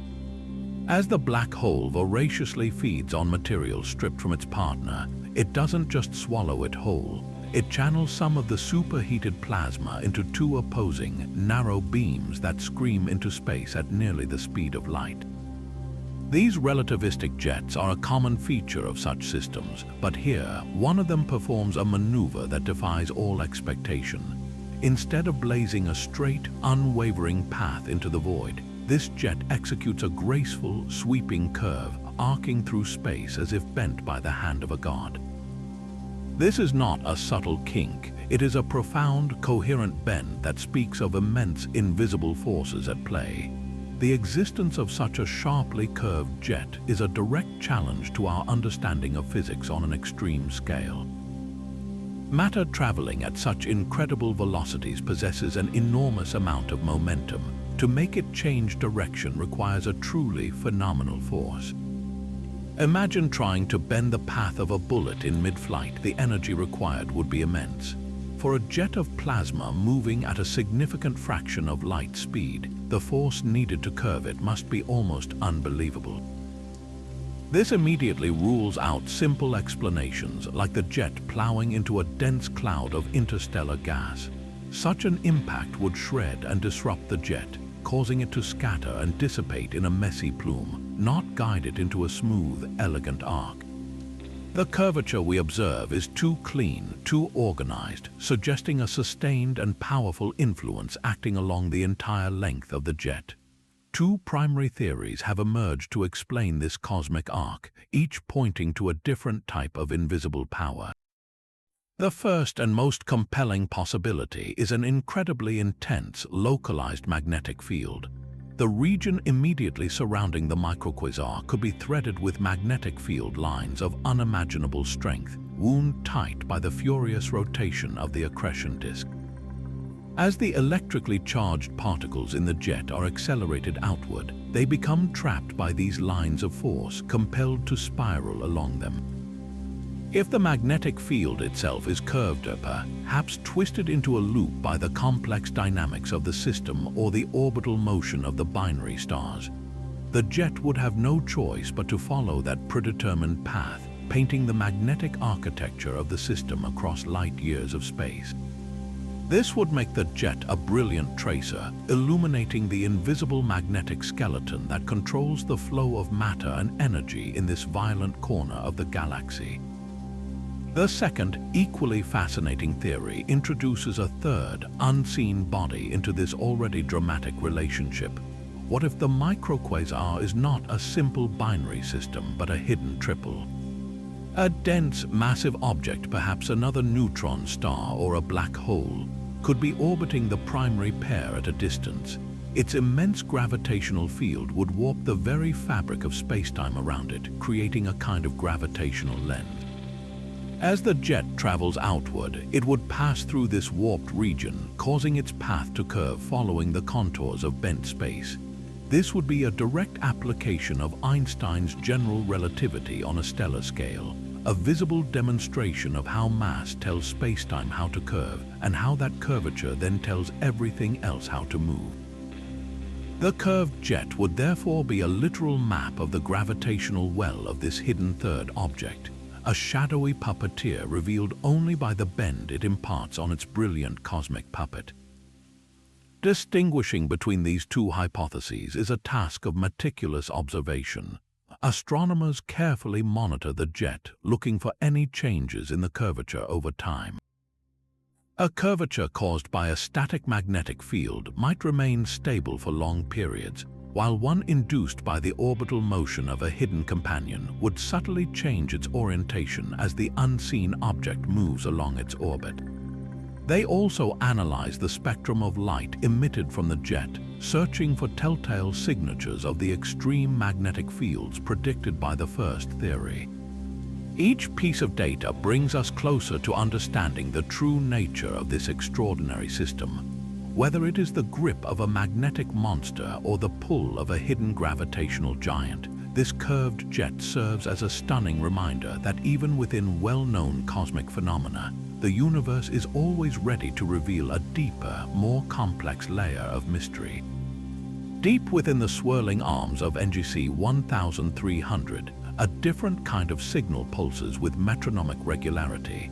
These are Cepheid variable stars, the universe's quintessential yardsticks.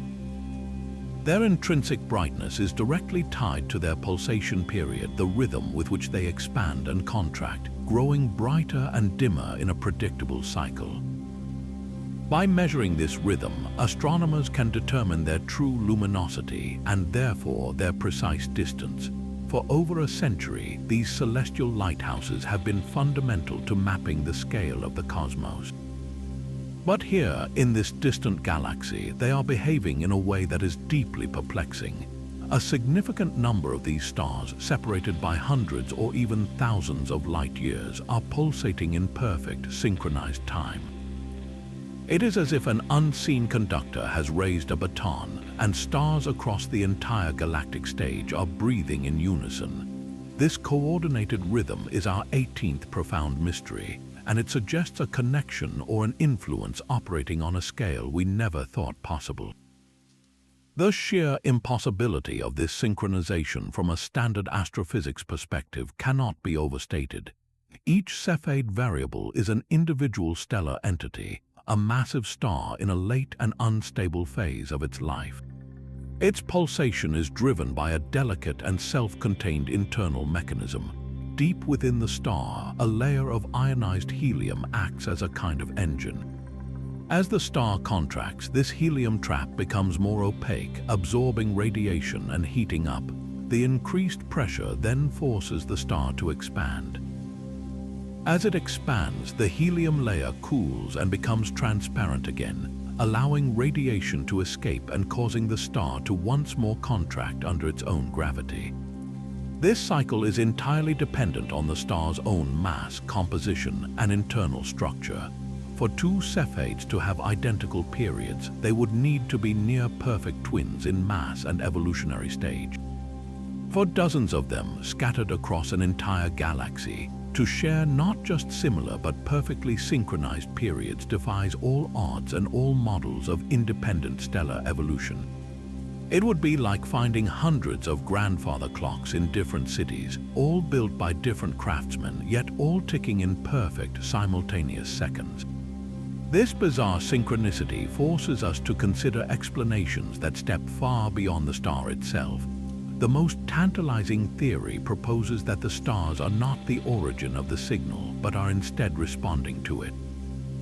Imagine a gravitational wave, a ripple in space-time itself passing through the galaxy.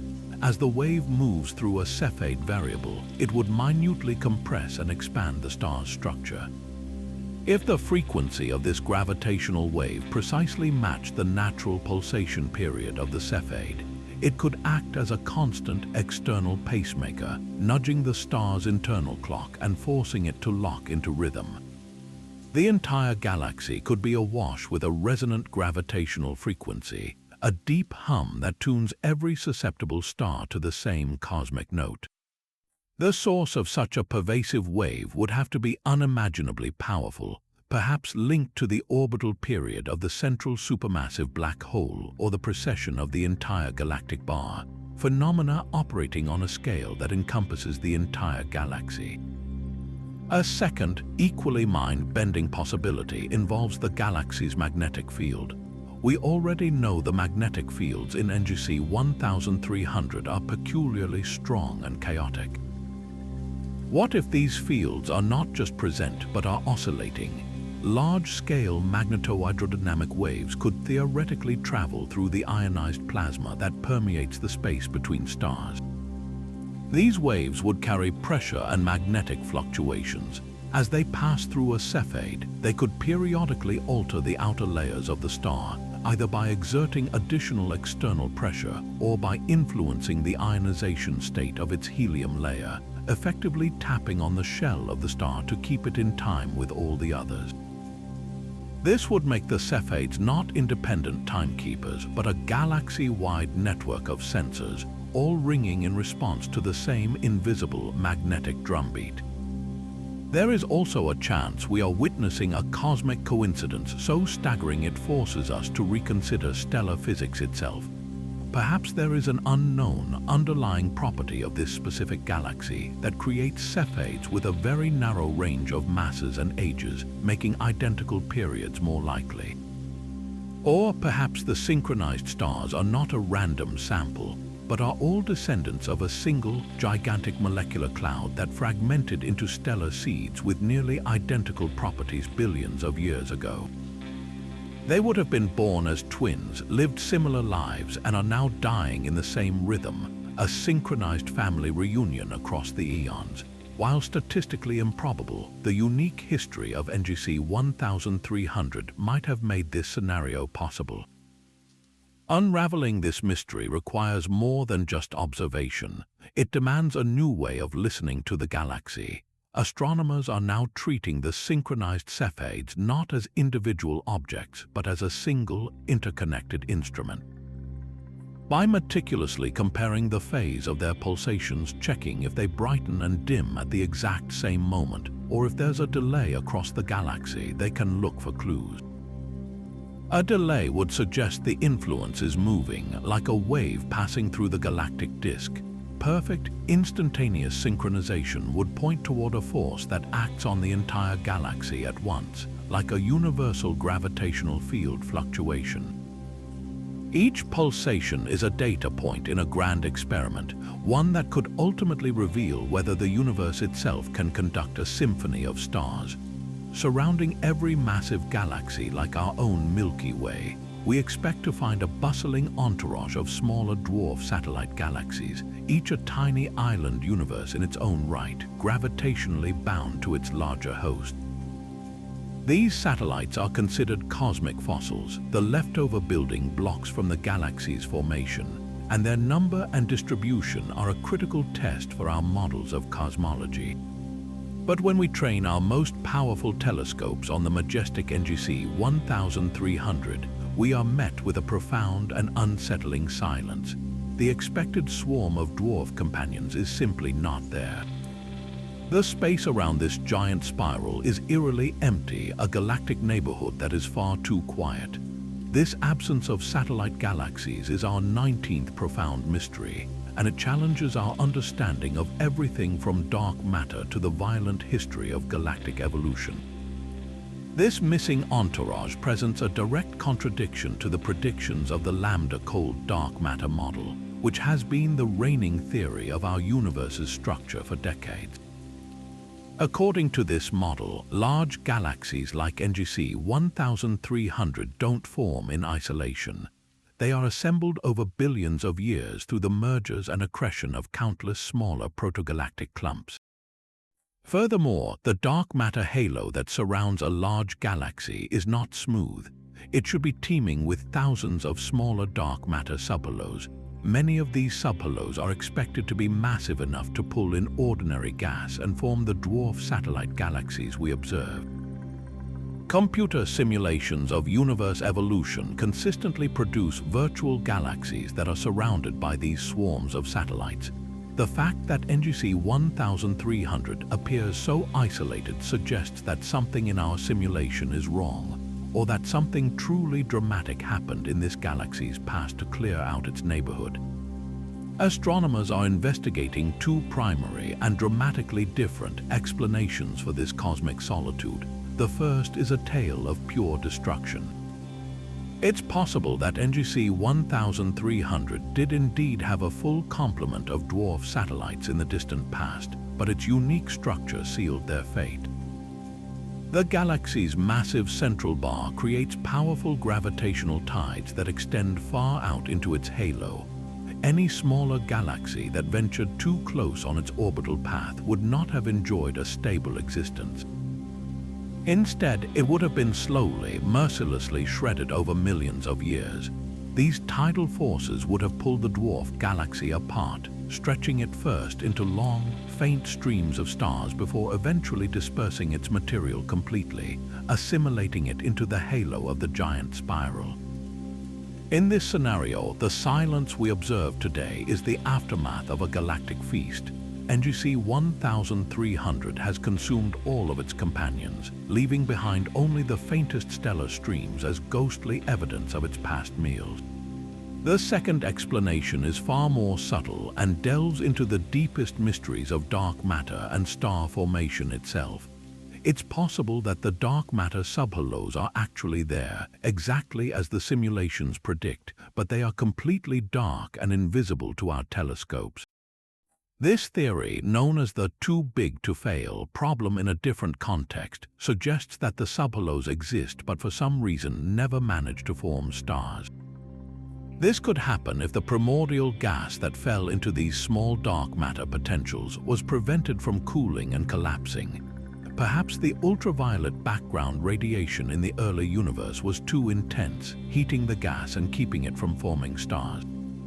Or maybe feedback from the first generations of stars in the main galaxy itself, their powerful winds and supernova explosions, blew all the gas out of the tiny subhalos before star formation could even begin. In this case, we wouldn't see a lack of dark matter subhalos, but a lack of light within them. The neighborhood isn't empty, it's filled with invisible dark matter ghosts, failed galaxies that never lit up. Determining which of these stories is true requires a search for the faintest possible evidence. Astronomers are engaged in a painstaking search for the telltale signs of tidal destruction. Incredibly faint, coherent streams of stars winding their way through the galaxy's halo. These stellar streams are the galactic equivalent of a crime scene, the scattered evidence of a past annihilation. Finding them would strongly support the tidal destruction theory. Conversely, if deep observations continue to show a complete absence of even these faint remnants, it would lend more weight to the idea that the satellites never formed stars in the first place. This would force a significant revision of our understanding of how gas cools in the smallest dark matter halos and the exact conditions required to ignite the first stars. The profound silence around NGC 1300 is more than just a missing population of small galaxies. It is a critical puzzle piece in our understanding of galaxy formation. Is this galaxy a ruthless predator that consumed its neighbors, or is it a testament to an environment so harsh that countless potential galaxies were stillborn, their light never kindled? The answer will teach us not just about this one beautiful spiral, but about the fundamental rules that govern how all galaxies, including our own, grow and evolve within the vast cosmic web. Yet another echo of a violent past hangs suspended around NGC 1300, a ghostly ring of stars and gas that orbits at a perpendicular angle to the galaxy's main disk. This is the signature of a polar ring, a structure that typically forms when two galaxies collide in a very specific grazing encounter, one slicing through the other at a near right angle. The gravitational aftermath of such a collision can leave a portion of the victim galaxy's material strung out into a new, stable orbit that encircles the poles of the larger galaxy. It's a breathtaking structure, a cosmic hula hoop that speaks of a dramatic history. But here, the ring is not a clean, stable loop. It appears fragmented, a collection of disjointed arcs and clumps that seem to be coming apart at the seams, wobbling in a way that suggests its dance is almost over. This disintegrating ring is our 20th profound mystery, a structure that should be stable yet is clearly not, hinting at unseen forces actively tearing it apart. The very existence of a polar ring is a clear indicator of a past galactic merger, a fossilized record of a dramatic event that occurred billions of years ago. When a smaller, gas-rich galaxy ventures too close and is torn apart by tidal forces, its stars and gas can be captured into this unique perpendicular orbit. For a long time, this ring should be a stable structure, held in place by the balanced gravitational pull of the main galaxy's disk and its extended dark matter halo. The fact that the ring around NGC 1300 is fragmented and appears dynamically unstable is therefore deeply puzzling. It suggests that the delicate balance of forces that has maintained its structure for eons is being actively disrupted. The ring is not simply fading, it is being perturbed, its constituent stars and gas clouds being shaken loose from their shared path and sent on new, solitary journeys through the galactic halo. This ongoing disintegration points toward a powerful and ongoing source of disturbance. One compelling theory brings us back to the galaxy's mysterious dark matter halo. Our standard models assume this halo is smooth and symmetrical, but what if it's not? What if it contains significant lumps and substructure, dense clumps of dark matter orbiting within the larger halo? As the polar ring travels along its path, it would periodically pass through or near these massive, invisible knots. Each passage would deliver a gravitational jolt to the ring, tugging on its material, slowing some parts down and speeding others up. Over millions of years, these repeated perturbations would work like a cosmic jackhammer, shaking the ring apart from the inside, breaking its coherence into the disjointed fragments we see today. The ring's instability would then be a direct map of the invisible, clumpy nature of the dark matter that surrounds the galaxy. An alternative and equally fascinating explanation involves the galaxy's own rotating bar. The central bar is not a static structure, it rotates, and as it does, it creates a dynamic and complex gravitational field that extends far out into the galaxy. This rotating potential can set up resonances, specific rhythms within the galaxy where the gravitational tug is reinforced with each orbit. It's possible that the precession, or the slow wobble, of the polar ring's orbit has fallen into one of these resonant frequencies with the bar. Instead of a smooth orbit, the ring is now being rhythmically pulled and pushed by the bar's rotation, a constant rhythmic pounding that is systematically dismantling it. The bar, the very engine that drives the galaxy's inner beauty, could be the same force that is ruthlessly destroying this relic of its past. There is also a possibility that the ring's destruction is simply the final act of its very long story. Perhaps the initial merger that formed it was not as clean or direct as we assume. The captured material might have been injected into an orbit that was inherently unstable from the very beginning, destined to eventually disperse. The fragments we see today could be the last surviving members of this structure, finally succumbing to billions of years of internal gravitational interactions, differential rotation, and the steady, gentle tidal forces of the main galaxy. They are the fading echoes of a single catastrophic event, and we are witnessing its final moments. Unraveling the true cause requires a forensic examination of the ring's kinematics. By using powerful spectrographs, astronomers can measure the precise velocities of the individual star clusters and gas clouds within the fragmented arcs. They are looking for specific patterns in this motion, tiny kinks or shears in the velocity field that would betray the gravitational influence of a recent, close pass with a massive dark matter subhalo. Alternatively, they might find that the motion correlates perfectly with the rotational period of the central bar, providing strong evidence for that resonant destruction. This disintegrating ring is therefore more than just a beautiful relic. It is a sensitive gravitational probe. Its fraying edges are tracing the invisible architecture of mass and force that surrounds the galaxy, revealing secrets about the dark matter halo and the dynamic power of the central bar that we could never perceive otherwise. And just when we thought the galaxy's silent heart had settled into a permanent slumber, our telescopes capture a fleeting, violent spark. The quiet central black hole of NGC 1300 is not entirely dormant. It is a sleeper that sometimes stirs, erupting in brief, brilliant flares of activity that vanish almost as quickly as they appear. Unlike the slow, majestic variations of a typical active galactic nucleus, which can brighten and dim over months or years, these outbursts are frantic and unpredictable. They flash into existence, sometimes doubling the galaxy's core brightness in a matter of hours, only to fade back into obscurity within a day or two. This flickering activity is our 21st profound mystery, a signature of feeding behavior so unusual and violent it challenges our very conception of how matter falls into a gravitational abyss. The sheer brevity of these flares is the central puzzle. A supermassive black hole is an object of immense inertia, with an event horizon so vast that the process of feeding should be a slow, ponderous affair. Matter swirls inward through a large, stable accretion disk, and changes in its luminosity typically unfold on timescales of weeks to centuries.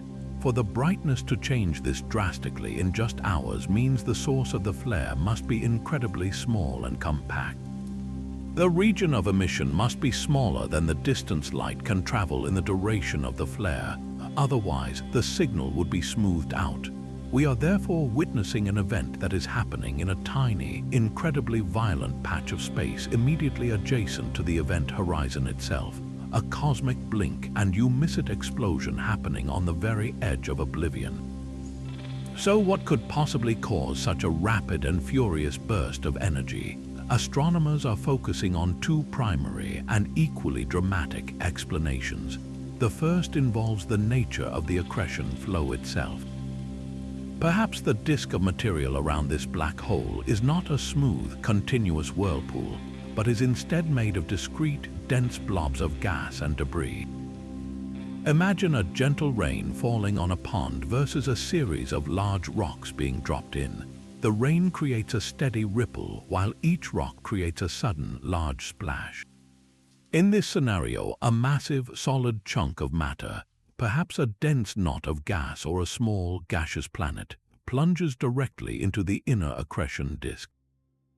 Its sudden impact and rapid destruction would release a tremendous, localized flash of energy as it is shredded and vaporized, a single, brilliant splash in the dark pond of the black hole's hunger.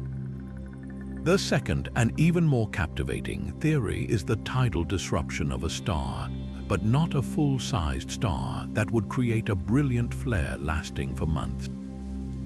This points to the destruction of something smaller, a brown dwarf, a large gas giant planet, or even a stellar core stripped of its outer layers. Such a body, wandering too close to the black hole, would be seized by its immense tidal forces.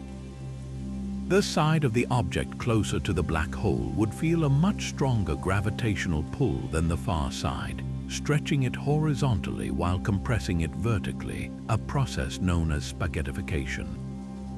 This would tear the object apart in a single, catastrophic instant. Its material would be ripped into a stream of debris that then rains down onto the accretion disk all at once, creating a sudden, short-lived firestorm of friction and light as it is consumed. This would be a snack, not a meal, explaining the brevity and intensity of the flare. The flickering nucleus adds a fascinating new layer to the mystery of the black hole's overall quietness. It suggests the black hole is not starved of fuel entirely, but is instead being fed in a strange, inefficient, and clumpy manner. The material is not arriving in a steady stream, but in random, scattered pieces. This could be a direct consequence of the galaxy's unique structure. The central bar, while perhaps preventing a smooth, continuous flow of gas inward, might occasionally funnel these dense, discrete packages of matter right to the black hole doorstep. Each delivery results in a brief outburst of activity, a momentary scream from the silent giant before it returns to its fast. These flickers are therefore more than just random flashes. They are clues to the complex and chaotic dynamics of how fuel is transported through the galaxy, a sign that even in the quietest of places, violence is never far from the surface. But the serene beauty of NGC 1300's spiral arms belies a hidden battlefield, a realm where colossal forces are locked in a violent, invisible struggle. Here, astronomers have detected immense clouds of atomic hydrogen gas moving at terrifying speeds, hundreds of kilometers per second, on trajectories that can only end in catastrophic collision. These are not gentle mergers, they are cosmic car crashes happening on a scale so vast it defies comprehension. And when these high-velocity clouds slam into one another or into the more stationary gas of the galactic disk, they create titanic shock waves that heat the material to millions of degrees, causing it to glow with an intense, furious light across the X-ray and radio spectrum. These are the high-velocity cloud collisions, our 22nd profound mystery, and they point to invisible engines of immense power accelerating matter through the galaxy's depths. The existence of these hyper-fast clouds is a puzzle in itself. For a cloud of gas to reach such incredible velocities, something must have given it a phenomenal kick. Gas clouds are not rockets, they don't have their own propulsion. They are pushed around by external forces, and the energy required to set a cloud that can be light years across moving at such a pace is staggering. Astronomers are investigating two primary suspects, each capable of such cosmic violence. The first is the ghost of a supernova. When a massive star explodes, it doesn't just vanish, it leaves behind an expanding shell of material moving at hypersonic speeds, a supernova remnant. If one of these remnants were to plow into a dormant cloud of hydrogen, it could transfer an enormous amount of momentum, essentially grabbing the cloud and hurling it through space like a cannonball. The remnant itself might have long since faded from view, becoming too diffused to detect, leaving behind only the accelerated cloud as evidence of its past fury. The second suspect is even more elusive, a hidden compact object, a neutron star or a stellar mass black hole born from a supernova can receive a powerful kick from the asymmetrical explosion that created it. This can send it careening through the galaxy at tremendous speed, a runaway stellar corpse. As it travels, its powerful gravity would pull a wake of gas along with it, essentially gathering a cloud of hydrogen and dragging it along at a similar velocity. We might not see the neutron star itself, especially if it is not actively pulsing or accreting matter, but the cloud it is pushing would be a clear sign of its passage, a cosmic contrail pointing to an invisible, massive object racing through the darkness. When these accelerated clouds finally collide, the result is a spectacular and long-lasting light show. The collision creates a massive shock front, a boundary where the material goes from moving calmly to being suddenly and violently compressed and heated. It's the interstellar equivalent of a sonic boom, but on a scale of light years. This process generates intense radiation, particularly in the X-ray spectrum, as the gas is heated to extreme temperatures. In radio waves, the collision can accelerate electrons to near light speed, causing them to spiral along magnetic field lines and emit synchrotron radiation, marking the shock front with a brilliant, coherent glow. These collisions are not just destructive, they are also creative forces. The immense pressure from the shock wave can trigger the collapse of other, smaller gas clouds in the vicinity, compressing them enough to ignite the birth of new stars. A single cosmic collision can therefore sow the seeds for future stellar nurseries, linking violent death to new life in a continuous cycle. Mapping these events is a complex task, requiring the combined power of radio telescopes to trace the cold hydrogen gas and X-ray observatories to pinpoint the hot shock fronts. By carefully measuring the velocities and densities involved, astronomers can work backwards, attempting to calculate the precise amount of energy dumped into the system. This forensic analysis often reveals a startling imbalance. The energy required to create the observed violence frequently exceeds what a single supernova could provide. This suggests that some of these clouds may have been accelerated by multiple sequential events, struck by one shock wave only to be hit by another, gaining speed with each impact like a ball in a cosmic pinball machine. Alternatively, it could point to the involvement of an object even more powerful than a typical stellar remnant, adding yet another layer of intrigue to the dynamic and often violent ecosystem within this magnificent spiral galaxy. Nestled within the swirling dust lanes that weave through the spiral arms, we find a mystery locked in the microscopic architecture of the galaxy's most basic building blocks. Across the universe, the vast majority of interstellar dust grains are amorphous. Their atomic structure is chaotic and disordered, like a pane of glass that has been frozen solid in an instant. This makes perfect sense, as these grains are typically forged in the violent, chaotic aftermath of stellar explosions or the cool, gentle winds of aging red giant stars, conditions that don't lend themselves to orderly atomic arrangement. But when astronomers trained their infrared telescopes on specific, isolated nebulae within NGC 1300, they detected a spectral signature that should not logically be there: the clear, sharp fingerprint of crystalline dust. This is not a random, messy solid. It is a collection of tiny, organized structures like microscopic diamonds or sapphires floating in the void. These crystal dust grains are our 23rd profound mystery, and their existence points to a specific and surprisingly delicate sequence of events that must have occurred to create them. For a dust grain to form a crystalline structure, its atoms need time and the right environment to arrange themselves into an orderly, repeating lattice. This process, called annealing, requires the grain to be heated to a very specific high temperature, hot enough to make the atoms mobile and allow them to find their optimal positions, but not so hot that the grain simply vaporizes. Then it must be cooled slowly and steadily, giving the lattice time to solidify perfectly. This is an incredibly precise recipe, one that is notoriously difficult to achieve in the turbulent and extreme environment of interstellar space.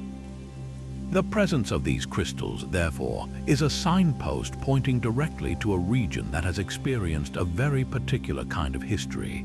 It's the difference between finding a lump of cooled volcanic slag and a perfectly cut gemstone. Both are made of similar materials, but their formation stories are worlds apart. So how did these cosmic gemstones form? Astronomers are investigating several compelling pathways, each one a window into a different violent or beautiful process. The most likely culprit is the intense shock wave from a supernova explosion. Imagine a massive star reaching the end of its life and detonating, sending a wall of energy and compressed matter racing outward at thousands of kilometers per second. This shock wave would slam into surrounding clouds of amorphous dust grains, flash heating them in an instant to the precise temperatures needed for crystallization. Then, as the shock wave passes and the environment rapidly expands and cools, the grains would be frozen in their new, perfectly ordered state. The supernova acts as a colossal cosmic kiln, firing the surrounding dust into a more perfect form. An alternative and more serene explanation lies in the close proximity to certain types of stars. The gentle, persistent outflow from an AGBE star, a class of star known for its stable and high temperature, could provide the perfect, sustained heat source to slowly anneal the dust grains in its immediate vicinity over millions of years. It would be a less violent, more gradual process of transformation, like a glassblower carefully reheating and working a piece to achieve perfect clarity. The stellar wind acts as a constant, nurturing heat lamp, coaxing chaos into order atom by atom. The specific location of these crystalline pockets adds another layer of intrigue. They are not scattered randomly, but are often found on the precise boundaries between different phases of the interstellar medium, on the thin, hot skins of vast molecular clouds, or at the leading edges of expanding supernova remnants. This suggests that the interface between chaos and order is where this alchemy occurs. By mapping these sparkling regions, astronomers are not just cataloging a curiosity, they are tracing the history of energy flow through the galaxy. Each crystal is a tiny thermometer and a clock, recording the passage of a specific shock wave or the steady radiance of a nearby star billions of years ago. These microscopic structures are therefore a powerful new tool, allowing us to read the violent and thermal history of the galaxy in a way we never thought possible, proving that even the smallest grains can hold the biggest secrets.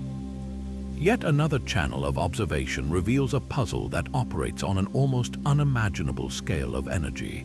From deep within the spiral arms of NGC 1300, our most sensitive detectors have occasionally spiked, registering brief, incredibly intense flashes of the highest energy light in the universe, gamma rays. These are not the long, graceful sweeps of other emissions. They are sudden, violent bursts that last for mere minutes before vanishing back into nothingness. What makes them truly extraordinary, however, is their perfect lockstep coordination. At the precise moment these gamma-ray bursts erupt, vast radio telescopes simultaneously record an immense surge of radio wave emission from the exact same minuscule point in space. It's a coordinated cosmic scream across the entire electromagnetic spectrum, from the very highest energies to the very lowest. But when we swiftly turn our optical and X-ray telescopes toward the source, expecting to see the brilliant aftermath of a supernova or the furious glow of an accretion disk, we find nothing. A profound and utter silence. This coordinated, isolated outburst is our 24th profound mystery, the correlated gamma-ray and radio bursts. This complete absence of any middle energy emission is what makes these events so deeply baffling. In standard astrophysics, such a tremendous release of energy doesn't happen in a vacuum. It should light up everything in between. Imagine a colossal explosion. You would expect to see the initial flash, hear the resulting thunder, and feel the shockwave. In cosmic terms, the gamma rays are the flash, the radio waves are the thunder, but the shockwave, the optical and X-ray light that should connect them, is completely missing. This forces us to conclude that we are not looking at a typical thermal event like the heating of gas. Instead, this points directly to a non-thermal process, one involving the frantic acceleration of subatomic particles to nearly the speed of light. The correlated bursts are the signature of a cosmic accelerator of unbelievable power, one that operates under a set of rules we have yet to fully comprehend. The leading theory to explain this bizarre phenomenon involves a specific and extreme type of environment, a region dominated by an immensely powerful magnetic field and a relentless wind of high-energy particles, likely emanating from a rapidly spinning neutron star, a pulsar. In this scenario, electrons are caught in the pulsar's furious magnetic grip and accelerated to relativistic velocities. As these electrons are forced to spiral along the magnetic field lines, they release their energy in two very specific ways. Their extremely high energy causes them to emit gamma rays, while their spiraling motion generates synchrotron radiation, which manifests as the powerful radio wave burst. This single, coherent process could account for the perfect synchronization of the two signals. The reason we see no optical or X-ray light is that the entire event is cool in a thermal sense, but fantastically efficient at producing these two specific types of non-thermal radiation. It would be like a specialized machine that only produces two products with no waste heat or byproducts in between. However, an even more exotic possibility is on the table, one that involves the most elusive particles in the universe, neutrinos. Some theoretical physicists propose that these bursts could be the visible aftermath of a cataclysm occurring within a dense cloud of dark matter. If certain theoretical dark matter particles were to collide and annihilate deep within such a cloud, they could produce a shower of secondary particles, including neutrinos and electrons. The neutrinos would escape undetected, but the electrons could then go on to interact with ambient magnetic fields, producing the observed synchrotron radio waves. Simultaneously, other products of the annihilation could directly generate the gamma-ray flash. In this model, the entire event is shrouded within the dark matter cloud itself, which is completely opaque to optical and X-ray light but transparent to both radio waves and gamma rays. This would make the source completely dark to conventional telescopes, its true nature hidden within the universe's most mysterious substance. Each coordinated burst would then be a rare and precious glimpse into the physics of dark matter, a flash of light from a realm we can scarcely probe. Untangling this mystery requires a global effort of rapid response astronomy. The moment a satellite detects one of these gamma-ray flashes, it sends an automated alert to radio observatories around the world, instructing them to immediately slew to the coordinates. By capturing the radio burst in its earliest moments, astronomers can measure its polarization and exact frequency structure, looking for the telltale fingerprints of synchrotron radiation. They also search for any faint, fading afterglow in other wavelengths that might appear hours or days later, a clue that could point back to the originating engine. With each observed event, we gather more data, slowly narrowing down the list of possible culprits. These mysterious dual bursts are more than just a puzzle.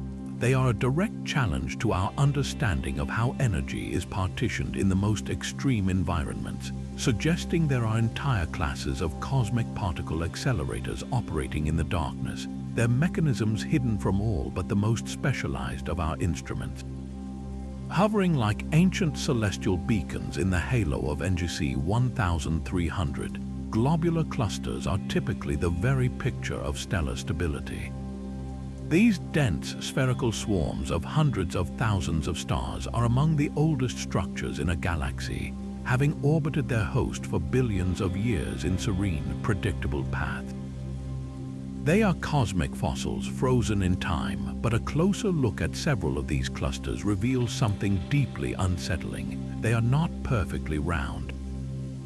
Instead, they appear stretched and distorted, their shapes visibly sheared as if pulled by an immense unseen hand.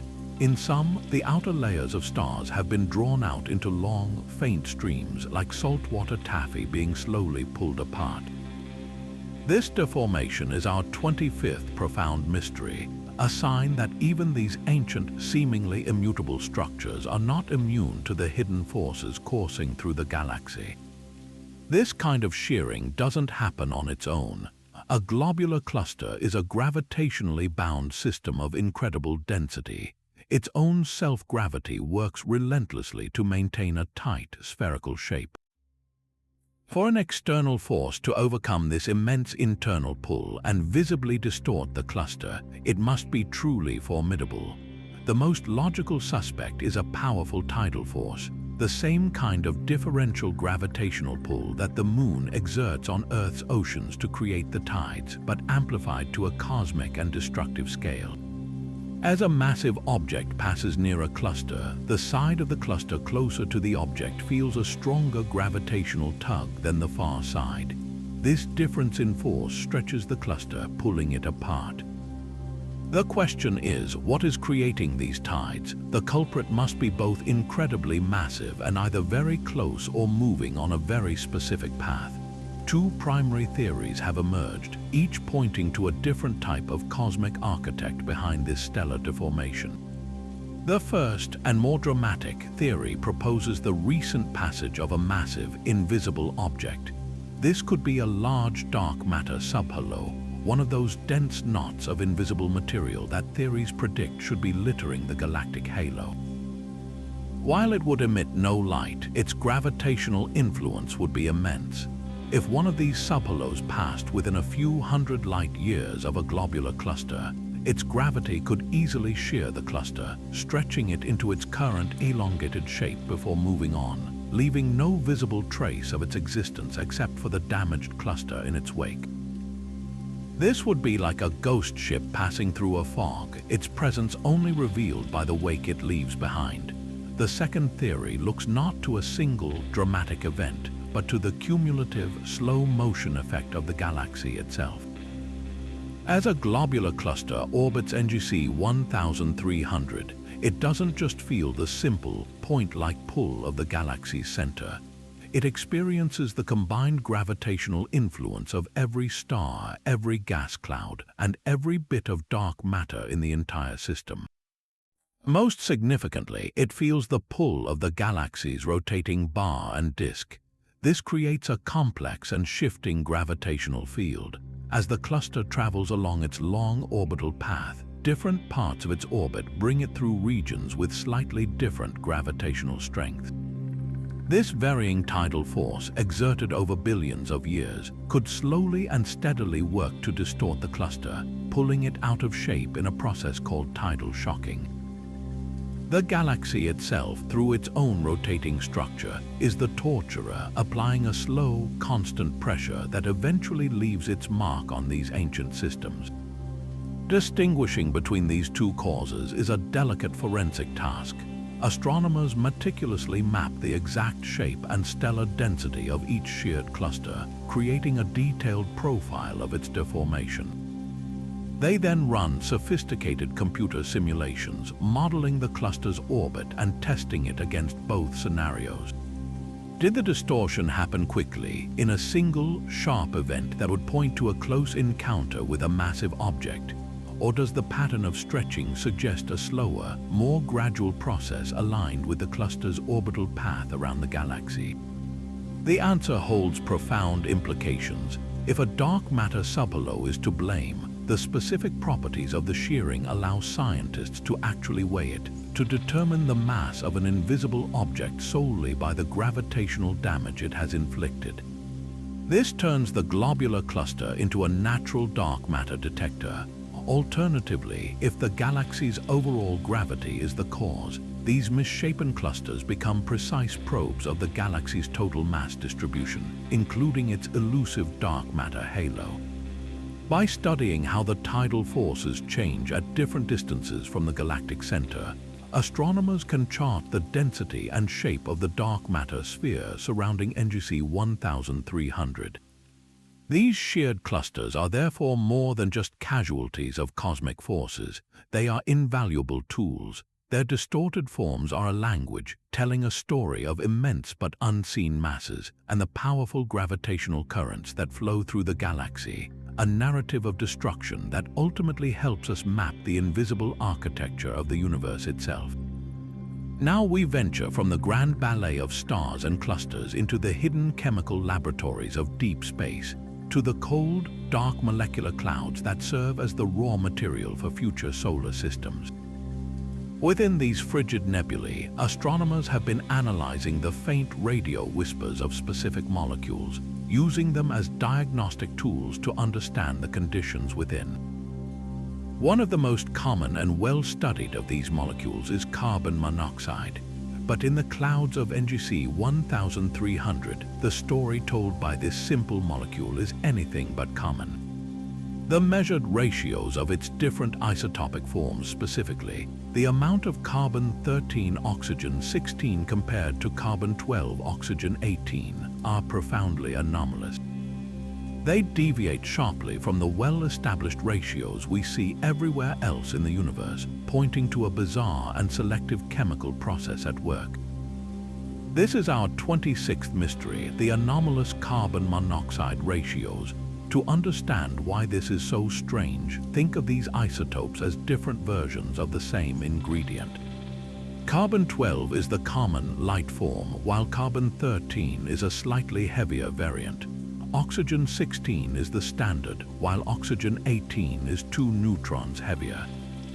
In the vast majority of molecular clouds across the cosmos, the ratios between molecules made with these different isotopes follow a predictable pattern based on their natural cosmic abundances and how they were forged inside previous generations of stars. It's a cosmic recipe that, until now, seemed universal. The ratios we detect in NGC 1300 break this recipe entirely.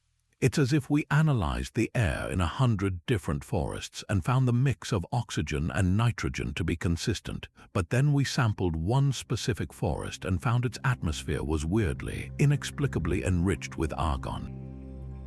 The rules of chemistry, it seems, are being rewritten inside this galaxy. This anomaly forces us to consider that something is actively and selectively destroying certain types of carbon monoxide molecules while sparing others. The prime suspect in this chemical whodunit is a relentless shower of high-energy cosmic rays. These subatomic particles, accelerated to near light speed by supernova and other violent events, constantly bombard the molecular cloud. When a cosmic ray proton smashes into a carbon monoxide molecule, it can easily break it apart, a process called dissociation. But here's the twist: the heavier isotopic versions of carbon monoxide, like carbon-13 oxygen-16, have slightly stronger molecular bonds due to their extra neutrons. This makes them marginally more resistant to being broken apart by this cosmic bombardment. Over millions of years, this subtle difference could lead to a gradual enrichment of the cloud, with the heavier molecules surviving longer and becoming more abundant relative to the standard, lighter ones. This process would require an environment with an unusually intense and persistent flux of cosmic rays, turning these clouds into a kind of chemical filter. However, the cosmic ray explanation is not the only possibility on the table. Another fascinating theory looks back in time to the very origin of the elements themselves. The carbon and oxygen atoms in these clouds were forged in the hearts of stars that died long ago and spewed their enriched contents into space. The anomaly we see today could be a fossilized signature of a unique population of progenitor stars. Perhaps the early stellar generations in NGC 1300 had an unusual initial mass function, meaning they produced a different distribution of low-mass versus high-mass stars than is typical. High-mass stars produce different ratios of carbon and oxygen isotopes when they explode than low-mass stars do. If this galaxy's early star formation favored a specific type of star, the resulting chemical enrichment of the interstellar medium would have been unique, seeding all future molecular clouds with this peculiar isotopic signature.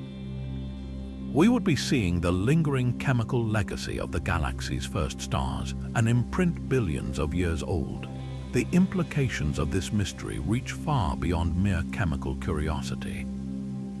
Carbon monoxide is a crucial tracer that astronomers use to measure the mass and density of the cold, dark gas that will one day form new stars and planets.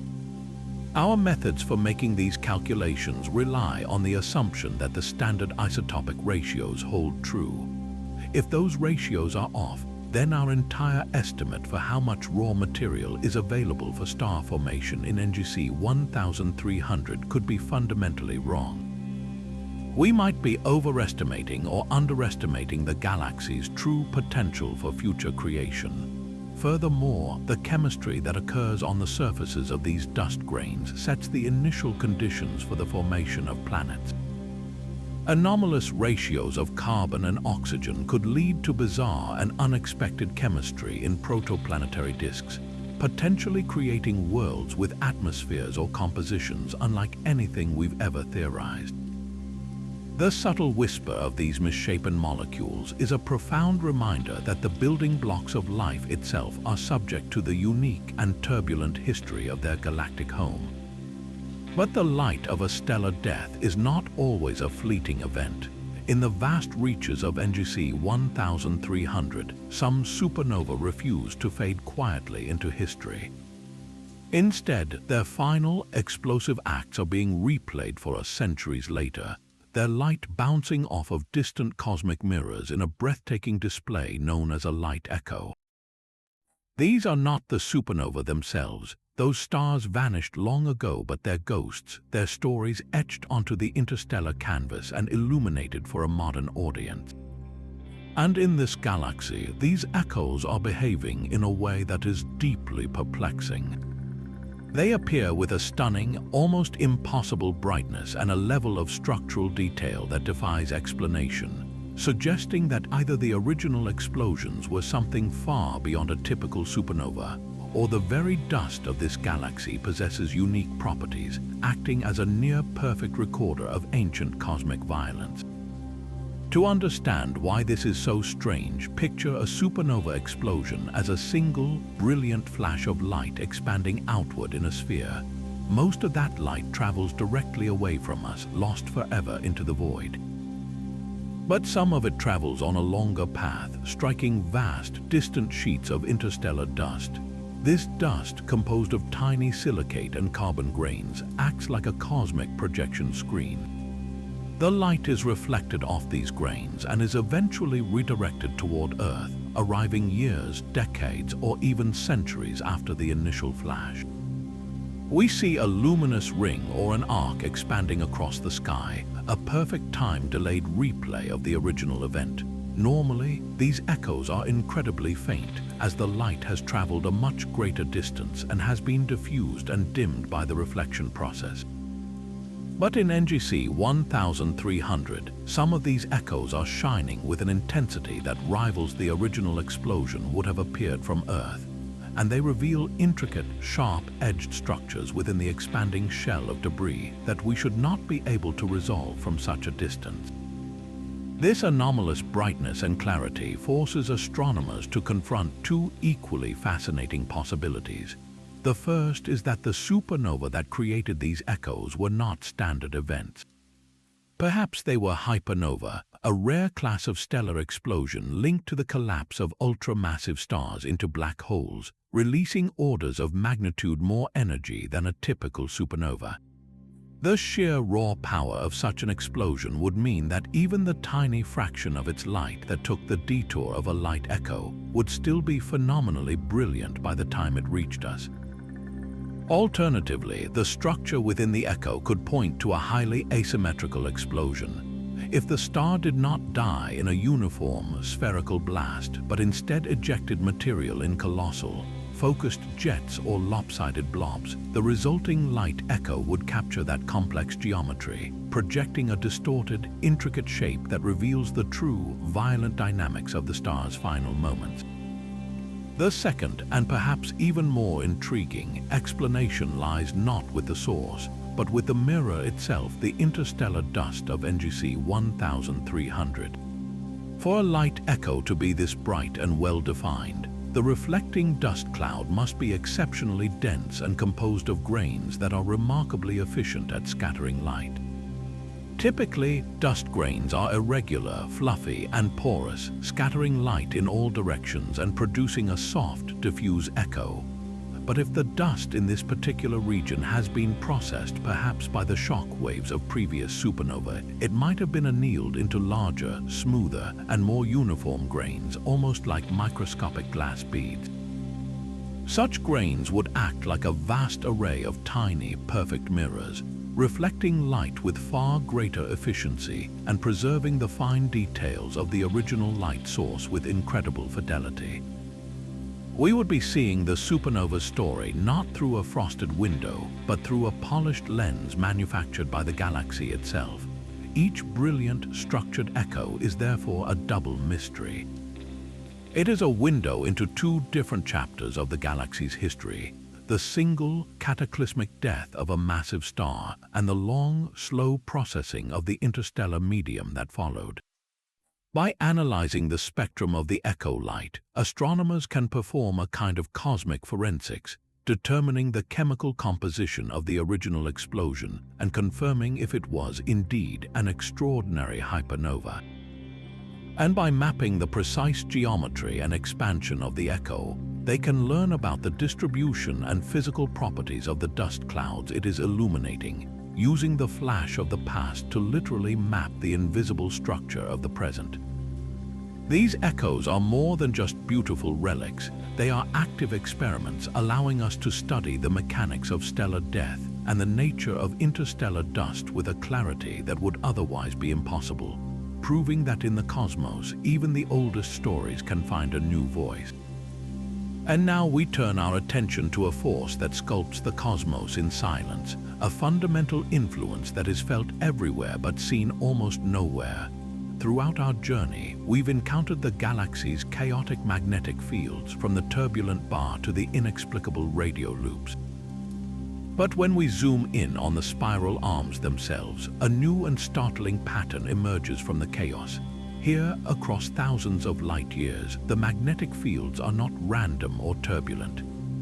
Instead, they display a remarkable and precise degree of organization, aligning themselves in near-perfect parallel to the majestic, sweeping curves of the spiral arms. This large-scale coherence is our 28th profound mystery, and it reveals a deep, fundamental link between the flow of gas and the invisible architecture of magnetic force that our current simulations of galaxies are utterly failing to reproduce. This alignment is a cosmic contradiction. Magnetic fields are, by their nature, difficult to tame. They resist being stretched and twisted, and they tend to tangle and decay into disorder over time. The spiral arms of a galaxy are not permanent physical structures. They are dynamic density waves, like traffic jams moving through a cosmic highway of stars and gas. As material flows into an arm, it is compressed, and then it flows out again. This constant churning motion should wreak havoc on any large-scale magnetic field, shredding it and randomizing its orientation. The fact that we instead see these fields so elegantly aligned with the transient arms suggests that some powerful and continuous process is actively combing the magnetic field lines, forcing them into order against their natural inclination toward entropy. It's as if the galaxy has a built-in magnetic stylist, constantly working to keep every line perfectly in place. This discovery points to a level of coupling between gas dynamics and magnetism that is far stronger than our theories allow. In our standard models, the gas flows largely dictate what the magnetic fields do. The fields are passive passengers riding the cosmic currents, but the stunning alignment in NGC 1300 suggests a far more intimate and active relationship. It implies that the magnetic fields are not just passengers, they are active participants in shaping the spiral arms themselves. Their organized pressure can influence how gas clouds collapse where new stars form, and even how the density wave itself propagates through the galactic disk. The magnetism and the gas are locked in a continuous feedback loop, each one shaping and being shaped by the other in a dance that is far more complex than we ever imagined. So what cosmic mechanism is capable of producing this impeccable magnetic order? Astrophysicists are investigating two leading and fascinating possibilities. The first involves the powerful shear forces generated by the galaxy's differential rotation. The galaxy does not spin like a solid wheel. Stars and gas closer to the center complete their orbits much faster than those farther out. This creates a powerful shearing effect that could, in theory, stretch and amplify any small primordial magnetic field, pulling it out into the large-scale, aligned patterns we observe. Think of it like pulling on a strand of taffy. The sheer force of the pull aligns the molecules within the candy. The galaxy's rotation may be acting on a cosmic scale, stretching the magnetic fields into conformity with its motion. The second theory is even more dynamic and places the blame squarely on the relentless fury of star formation itself. As massive stars are born within the spiral arms, they live fast and die young, exploding as supernova. These explosions do more than just scatter heavy elements. They create powerful, expanding shock waves that race through the interstellar medium. It's possible that these successive shock waves act like a series of cosmic rolling pins, constantly pushing and compressing the magnetic field lines, not only amplifying their strength but also ironing them out into a uniform direction, parallel to the shock front itself. In this scenario, the magnificent magnetic alignment is a fossil record of countless stellar deaths, their collective energy organizing the galaxy's invisible skeleton. Unraveling this mystery is not just an academic exercise, it has profound implications for how galaxies evolve. these aligned magnetic fields are likely a critical ingredient in the recipe for star formation. Their organized pressure can help support giant molecular clouds against collapse long enough for them to grow to enormous sizes, or conversely, they can channel flows of gas to trigger the birth of new stars in specific locations. They could even be responsible for launching the powerful outflows and jets that regulate how much material a galaxy retains for future generations of stars. By failing to account for this strong coupling, our simulations might be missing a key piece of the puzzle, one that dictates the very rhythm of creation and evolution within spiral galaxies like NGC 1300. The perfectly combed magnetic fields are therefore a silent conductor, orchestrating the flow of matter and the rhythm of star birth from behind the curtains of the visible universe. And now we turn to a phenomenon of pure, fleeting intensity, a signal that screams from the void with incredible power only to vanish without a trace. Deep within the spiral arms of NGC 1300, radio telescopes have occasionally locked onto a source of emission so bright and so narrow in frequency it defies belief. These are cosmic masers, the microwave equivalent of lasers, where molecules like water or methanol act as natural amplifiers, taking in ambient energy and releasing it in a focused, coherent beam of radio waves. But here's the catch. These brilliant beacons appear in regions of space that are seemingly barren, lacking the dense molecular clouds of water or methanol required to power them. Even more baffling, they are not persistent. They flare into existence with staggering intensity, dominate their frequency for a few weeks or months, and then disappear completely, as if someone flipped a cosmic switch on and then off again. These transient maser emissions are our 29th profound mystery, a whisper of amplification from a place with no obvious amplifier.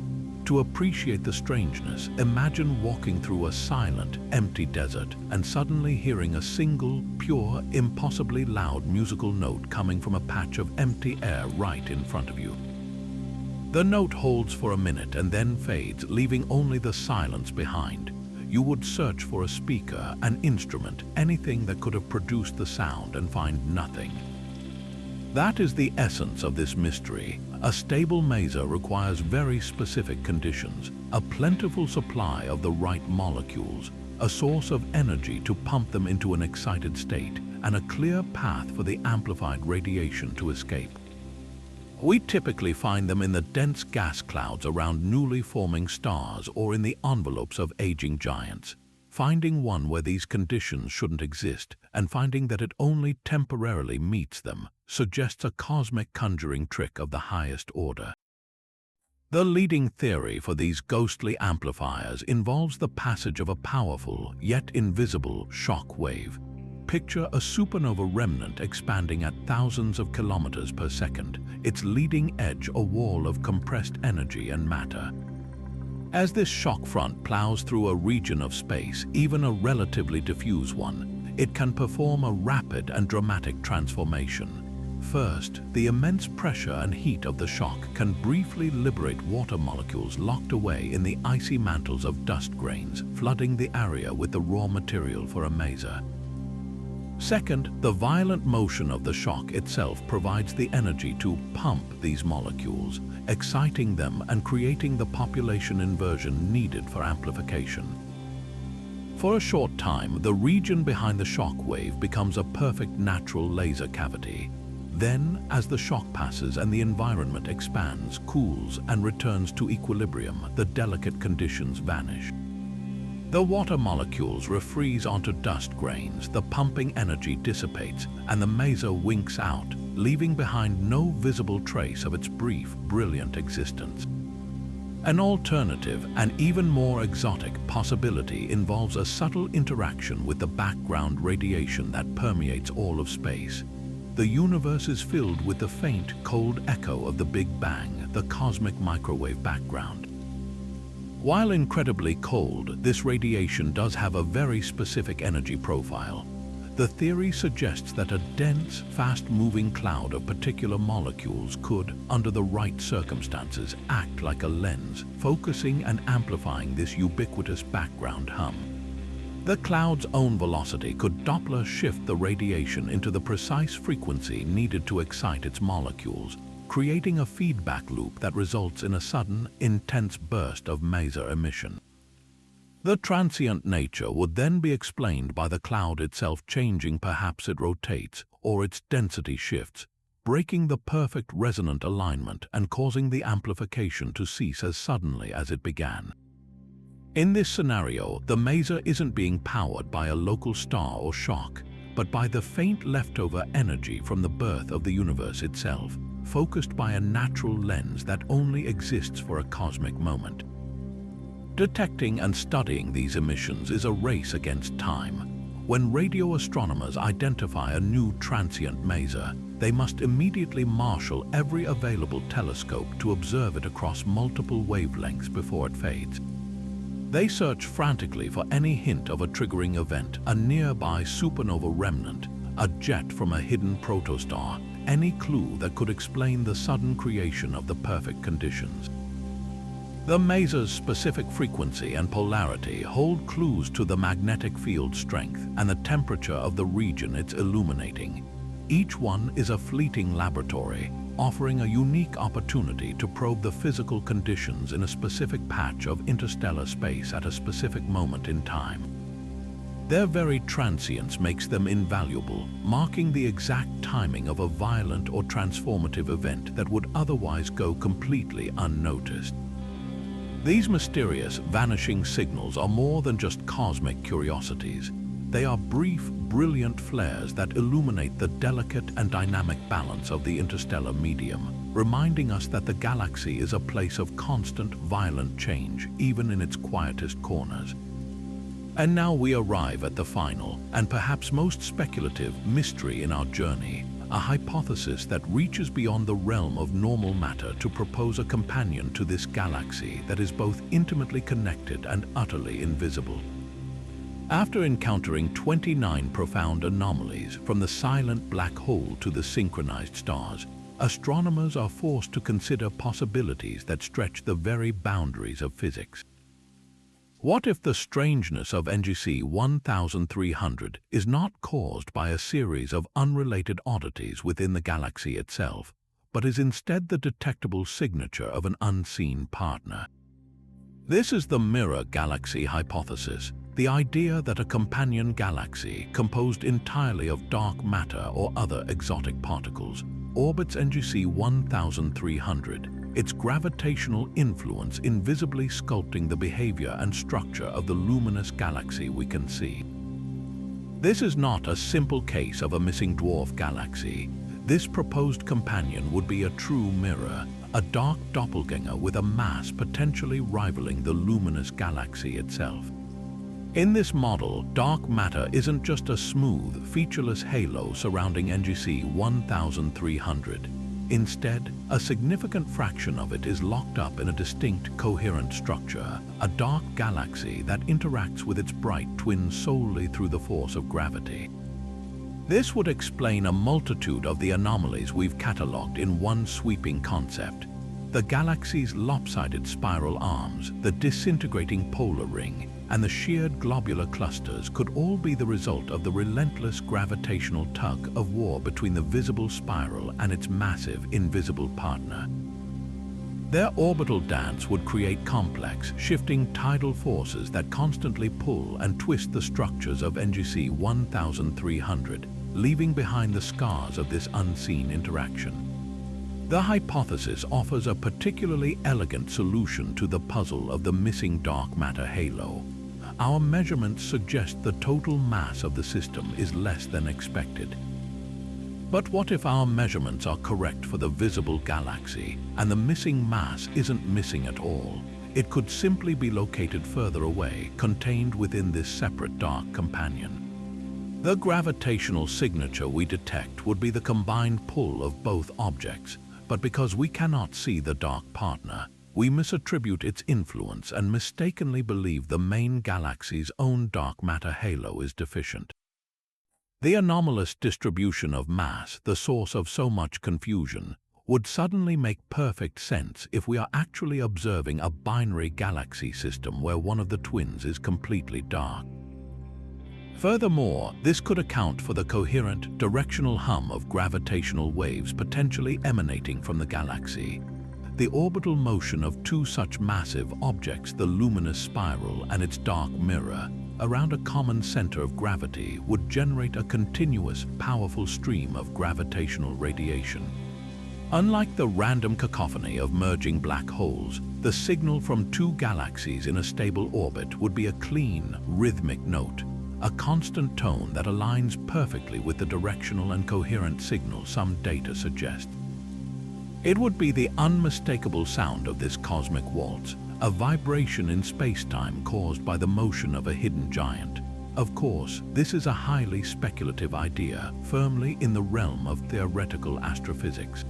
The primary challenge is the same one that plagues all dark matter research. How do you definitively prove the existence of something that, by its very definition, does not interact with light? Proponents of the theory suggest that future, ultra-sensitive gravitational wave observatories could be the key.